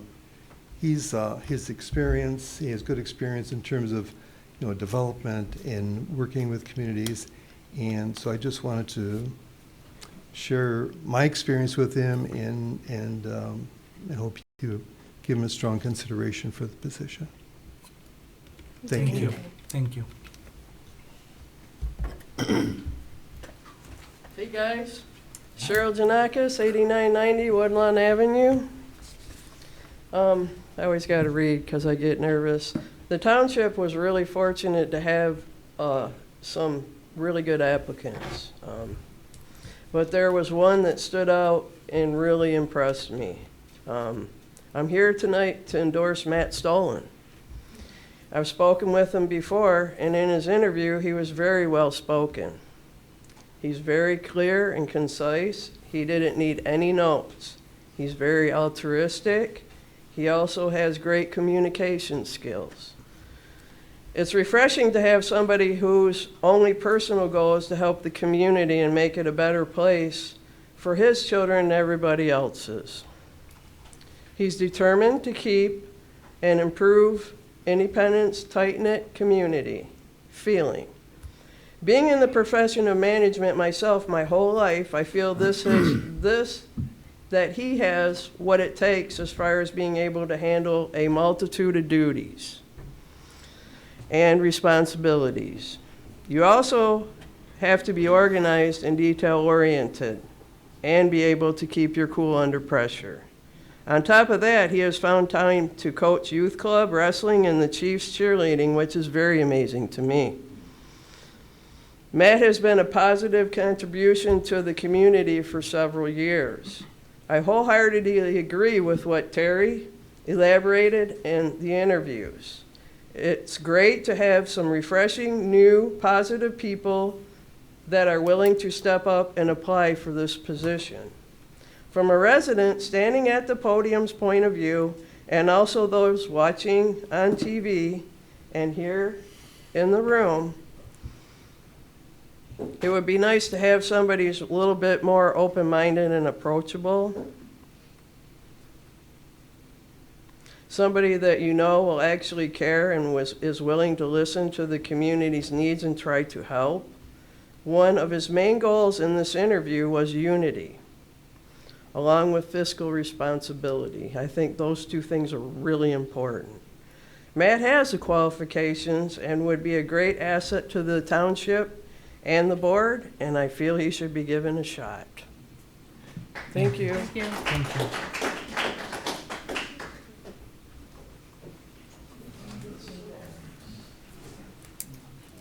Name Good and evening. address, please. Yep, my name is Sylvia Swartz. I'm at 5269 Ridge Trail North. I live across the street from John, who I'm here to support today.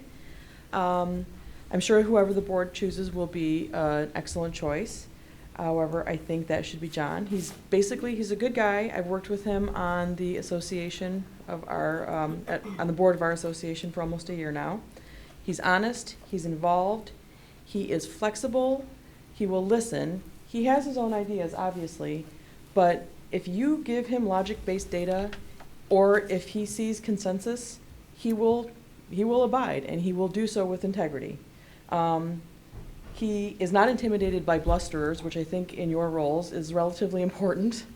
And he cares, that's what it comes down to. He cares about the community, he cares about the people around him, he cares about everybody in the area, and he wants to do a good job, and that's basically what he brings to the table, and I think that's to be commended. Thank you. Thank you. Thank you.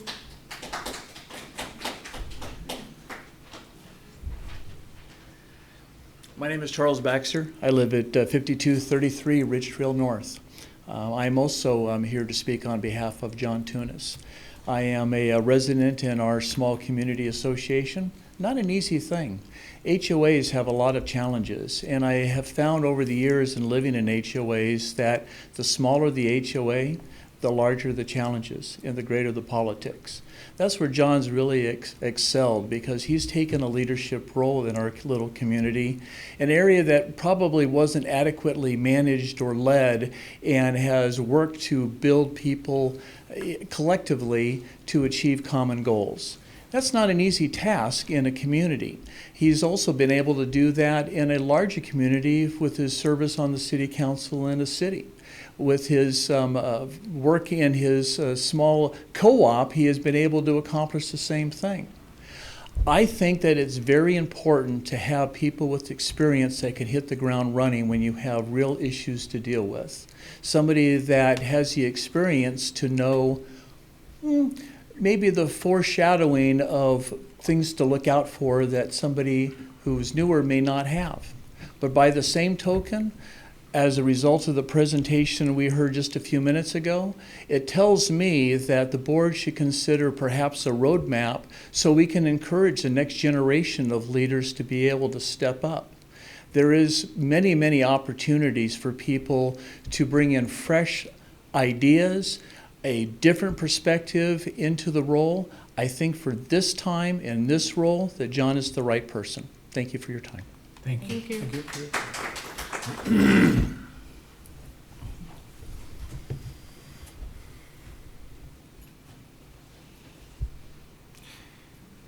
Name and address, please. Hi, I'm Evelyn Tunis. I live at 5220 Ridge Trail North, and I'm John's wife. And a lot of folks have talked about his experience, and I think that you get it. You've interviewed him. You've kind of got a feel for John. But I'm just going to tell you one thing about his heart, and that is that way back when he was on the board in Brighton as a council person, it was about this time of year. It was snowing. They had a horrible blizzard. The plows were all out doing the subdivisions because that was the main focus. John, being the businessman that he was, and being very involved with the business side of Brighton, serving on many boards with business and doing the redevelopment of the business area, felt bad for all the business people that were not getting any access to their stores. Lived about a block off of Main Street, and the central business area is about 3 blocks.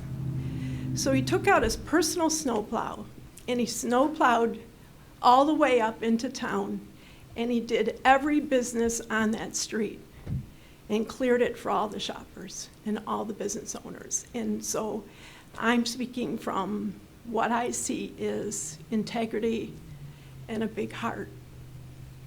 So that's all I have to say. Thank you. Thank you.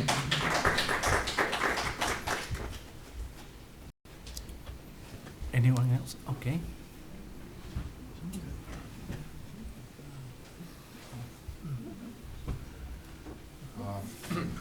Mark Charbonneau, 5432 Old Cove Road.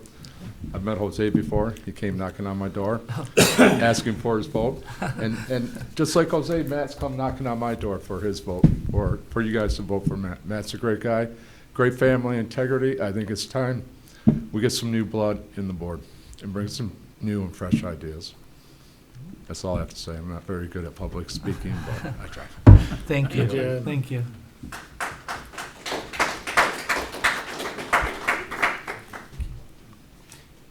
Anyone else? Members of the public? Any other? No? Okay. Online, maybe? Anyone else? Okay. Are we open for? Is there anyone this? online still? Is anyone online that would like to make a comment or any questions for the candidates? Okay, okay. One last one, okay. I feel like everything makes me cry, so I'm gonna try to do this without, like, I feel like I'm doing a wedding speech. Do I have to say my name again? Yes. Corinne Dranakowski, 5155 Old Cove Road, see? Matt is a neighbor. I met them in 2017. Our kids play together. They've gone to school together, but they are the most giving and lovely family. Like, I mean, just through the years, they give so much back to the community. Here it goes. And just as, like, a character of a person, they're, like, the most genuine people I've ever met. Hardest workers. I think that, you know, coming from somebody in the community, somebody that's very passionate with the school board, I ran the North Township PTO for 3 years, and, you know, giving back to their community, seeing it firsthand, it's just an honor to be friends of theirs. And I hope you consider, you know, a lot of us, you know, 30-somethings, I don't want to be called young, but, you know, we want to get involved. I think it's important to get, you know, fresh faces in there and hear back from the community and touch the communities where, you know, you guys may not be at. I don't know if you guys have children still, you know, in Clarkson schools or, you know, using the parks and stuff. But, you know, there's just a lot of feedback from all of us, and I know Matt will do a phenomenal job. Thank you. I'm not far off from 30, I'm just gonna say that. Thanks for leaving me in the dust. That's it. I will ask for okay, I guess I will ask for a motion. I mean, at this point, right?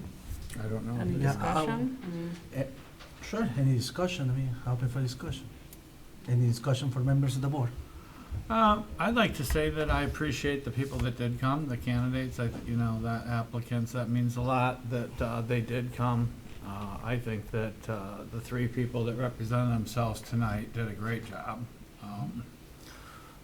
I'm excited that there's more youth that wants to get involved. I think that does bring a different perspective, and I certainly appreciate John is willing to keep giving.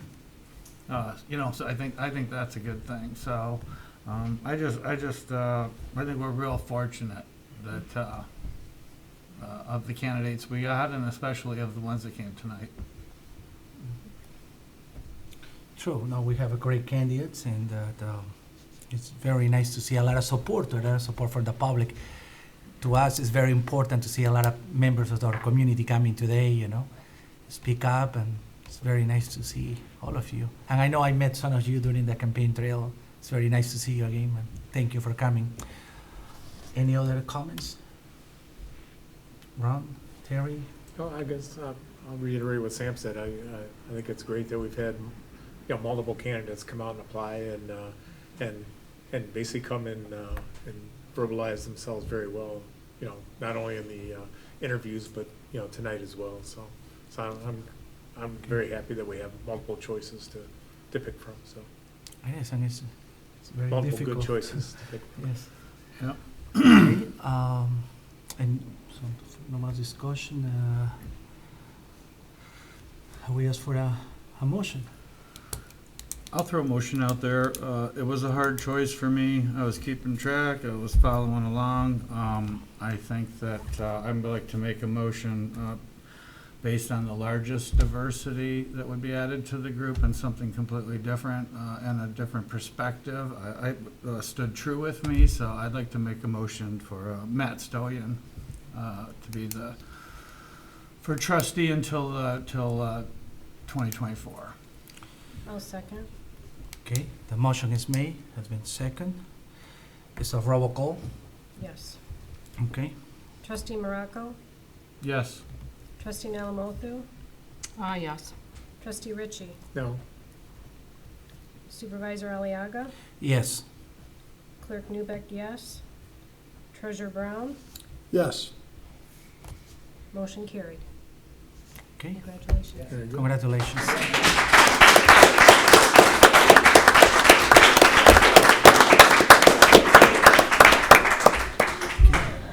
You want to thank the other candidate. Yeah, I want to thank all the candidates in CAM, and thank you, John, for applying, and thank you, Mr. Harrell, as well. Thank you for your dedication for the community. Deeply appreciate it. I'd like to make a real quick comment. I'd like to thank all the candidates as well. It's such a wonderful thing to have a large selection, and I think I've mentioned this before. Don't let this stop your initiatives. We have many boards, committees, and commissions, as Mr. Harrell is on one. Please apply in other areas. We'd love to have you. We have a lot of talent out there, and we don't want you to stop. And this is for all the other candidates that may be listening that didn't come tonight. So we have a lot of areas that we can use your talents, and we welcome you to still move forward. So thank you, and we appreciate your time. Thank you. Any other comment? Okay, all right. All right. Okay. You're up next, right? Next, we have an amendment of the Township Investment Policy by our Treasurer, Paul Brown. Thank you. We'll give him a second to just, Yeah. From here. yeah.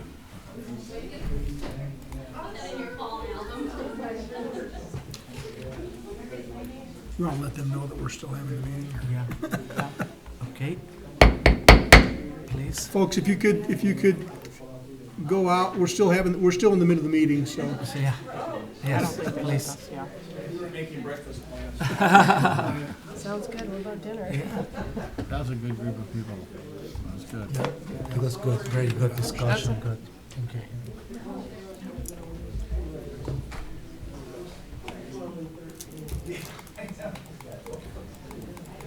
Thank you.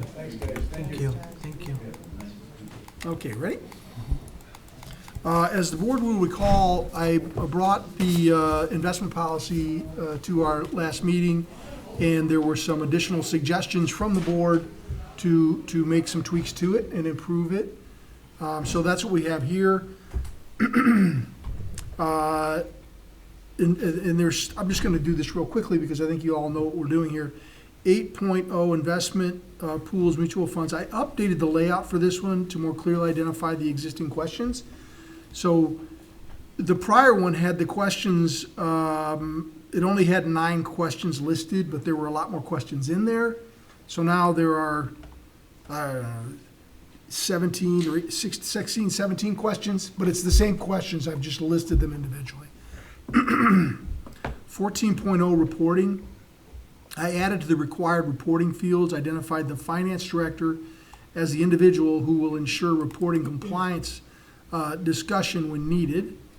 As you'll recall, that's where if the treasurer does not bring forward the investment report in a timely fashion based on the requirements, the finance director would put an agenda item on the meeting to discuss the fact that we don't have the report.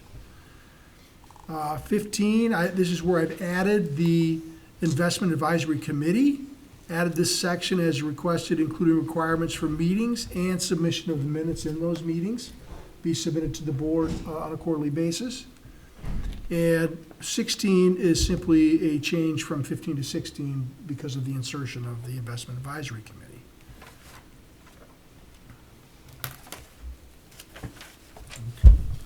So, Okay. Any questions for board members? Oh, I thought you were going to read the rest. I'm sorry. Okay. now I'll keep it simple on this one. Yeah. We went through it in quite a bit of detail, and I did appreciate the board's input.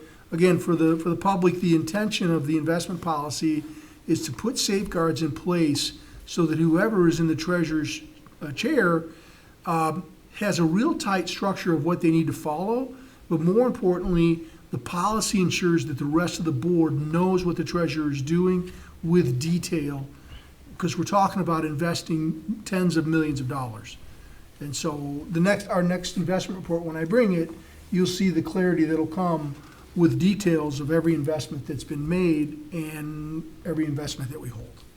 Well, more importantly than just the board to understand where the money is being safeguarded, the public, hopefully it's a simpler, easier way for the public to look at it and know that their dollars are being protected as well. Good point. Okay. Any other comments or questions? No, I'm excited to make a motion if I can. Sure. Anyone from the public? No? I'd love to Alright. make a motion to adopt the attached amended investment policy as presented by Treasurer Brown. Support. Okay. All those in favor? Aye. Any opposed? All right. All right. So for this one, we need to move to the closed session. Moving right along. Correct. Okay. We're gonna actually, yeah, we're gonna go for a closed session, so, You go somewhere? We go upstairs. yeah, we'll go upstairs. So I'm gonna, Just I'm us. Make a gonna- motion. I'm gonna ask for a motion to recuse myself, even though it's not a direct benefit to myself. My spouse is affected by this contract. I did step down from the negotiating team, and the board would be willing, like a motion to recuse. I'll make a motion to accept the recusal of the clerk. I'll second. I did have some comments that I did give the attorney regarding some items that I would hope that you would discuss, but, in the contract, but other than that, Yeah. Very good. thank you. so we're okay with it. All right. And then You have to We do need all to- the yeah, paperwork. just we need to, stay. They okay, just sit here. yeah. Okay, all those in favor? Aye. Any opposed? All right. Carrie is recused. for Okay, them, yep, so And now just we're run going to the. upstairs. all You right. have to vote to go in Yeah, the you have closed to session. We make have a to motion for. Oh, yeah, yeah. sorry, I forgot about Yes, that. we- okay, I make a motion for the closed session. Support? All right. All those in favor? Aye. Aye. Any opposed? Okay. 9:23 is what we're going. We're gonna make Thank it pretty you. close here at 9:30. Thank you. Okay. So we up, okay, we Do you up have to in, tell the TV people? what? Do you have to tell the TV people that No, we're they back? hear it when Yeah. Oh, okay. Yeah, that's why, okay. I thought We you got said- we got out of the closed session, we open now for regular meeting. I'll make a motion to return from closed session and to resume the regular meeting at 9:40. Second. Support. All those in favor? Aye. Any opposed? Okay. So lastly, Go ahead. we have the item 13 now, request to ratify the Independence Workforce Association, IWA, collective bargaining agreement, January 1st, 2023, and December 31st, 2026. Paul? You know, this ratification was different than, I'm pretty sure, all the prior ratifications in that there were two trustees who participated in the negotiations. And I just think it's a great thing.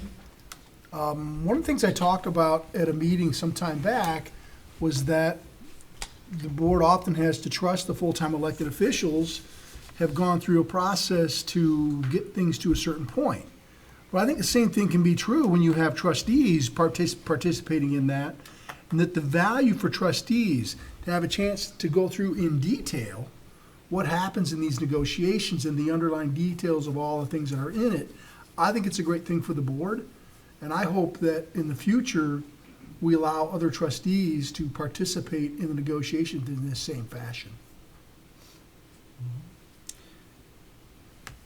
No, thanks, Paul. It's true. And I want to thank Terry and Ron for participating and help me out. There was a good input from both of them, and it was really, really good. Good meeting with the union and working with them, and we finally got a good agreement. So, any other questions or comments? No. No? Okay, I need a motion for. I move to ratify the Independence Workforce Association collective bargaining agreement dated December 6th, 2022. That's effective January 1, 2023 through December 31, 2026, as presented, and along with any necessary budget adjustments, and authorize the supervisor, clerk, and treasurer to execute the same. I'll second. Okay. Oh, it's roll call, so. Correct. Trustee Ritchie, Yes. Supervisor Aliaga, Yes. Treasurer Brown, Yes. Trustee Morocco, Yes. and Trustee Alamothu. Yes. Motion carried. Well done, everybody. Thank you. And then for communications and future agenda item report, we have number 1, Fire Department Monthly Report, October 2022. Number 2, Report OCSD Monthly Report, October 2022. Then we have the Report of Building Department Monthly Report, November 2022. And number 4, we have the Information Technology Oversight Committee, ITOC, final October 11, 2022. Any board members, any comments? I just want to make one comment. I made this again last month about the new report that the chief is submitting for the fire department. That I really like the look of it, but most importantly, he's also put in statistics that we didn't have before, especially like the adult care facilities, which I think is something that, the next year or so we're going to have to take up with the number of adult care facilities we have and the number of runs. Because if you look at the list that's in here, each of these places with 50 or more beds on here has quite a significant number of medical runs that the fire department makes to these facilities. And I think we're gonna have to make sure we control this somehow, the total cost of that, because we still have the largest home getting ready to open or just did open again. So we don't even have any statistics on that one yet, so. But it's definitely, I don't want to say a burden on it, because these are, and Paul's pointed this out in the past, these are tax-paying entities, so I mean, they are paying taxes to provide for these services. But I just want to point out and want to make sure that we keep an eye on it and not let these become overburdened entities for the township too. That we need to, if we need to, create ordinances or whatever to regulate what's happening, just so they don't get out of control. And I think this chart that he puts in here each month is a good way to at least keep an eye on it and then decide whether we want to take any other action. So, Good point. Any other comment, Paul? I'll just add to Ron's points.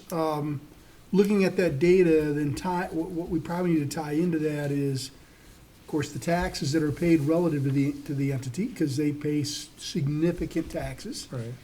And then again, looking at the tax money collected compared to the rate of runs, is it different than anywhere else?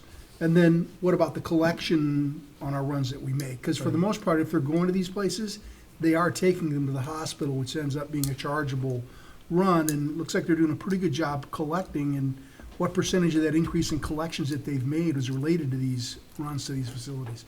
Other data the chief could probably add into that. Right. So there's data in here of how many runs that go to the facility, but then how many are transported to a different facility after. I guess when we're transporting them to a different facility, that there is a mechanism to recoup money, but it just they're just going there, for somebody that fell out of the bed, you have to pick them back up or whatever. I guess I don't want to be that facility's manpower. More data is better. Right. So, but that's why I say I think we need to watch it and understand what it is, and I guess work with the fire department going forward. So. I agree. I think that the fact that he does it by location is key, because they're nowhere near equal by location. Right. So the response to one location is 4 times as much as another location. So I like that, like he's has by the that number of data, beds. he could also place ambulance services or response times at in a location that's closer to the same place that's taking 200% more calls than another one too, because now you really know right on what this street's getting, 5 times more runs than the healthcare place on this street, I mean, he's painting a pretty clear picture with all of the way that he's presenting it. Not just we did runs, and we did this. Like say the newest place isn't even on the list yet, but you can see 2 or 3 of these places that are on there are new within the last year or so. So that's why they're showing like 100% more runs, because there wasn't any a year ago. So because it's new within the last year. Yeah. So Any other comments? No? I will take a motion to adjourn. Move to adjourn. Second. All those in favor? Sorry. Any opposed? Okay, that's a motion carried. All right. Thank you. both. One down, many to go, Jose. Thank you. Thank you, Carrie.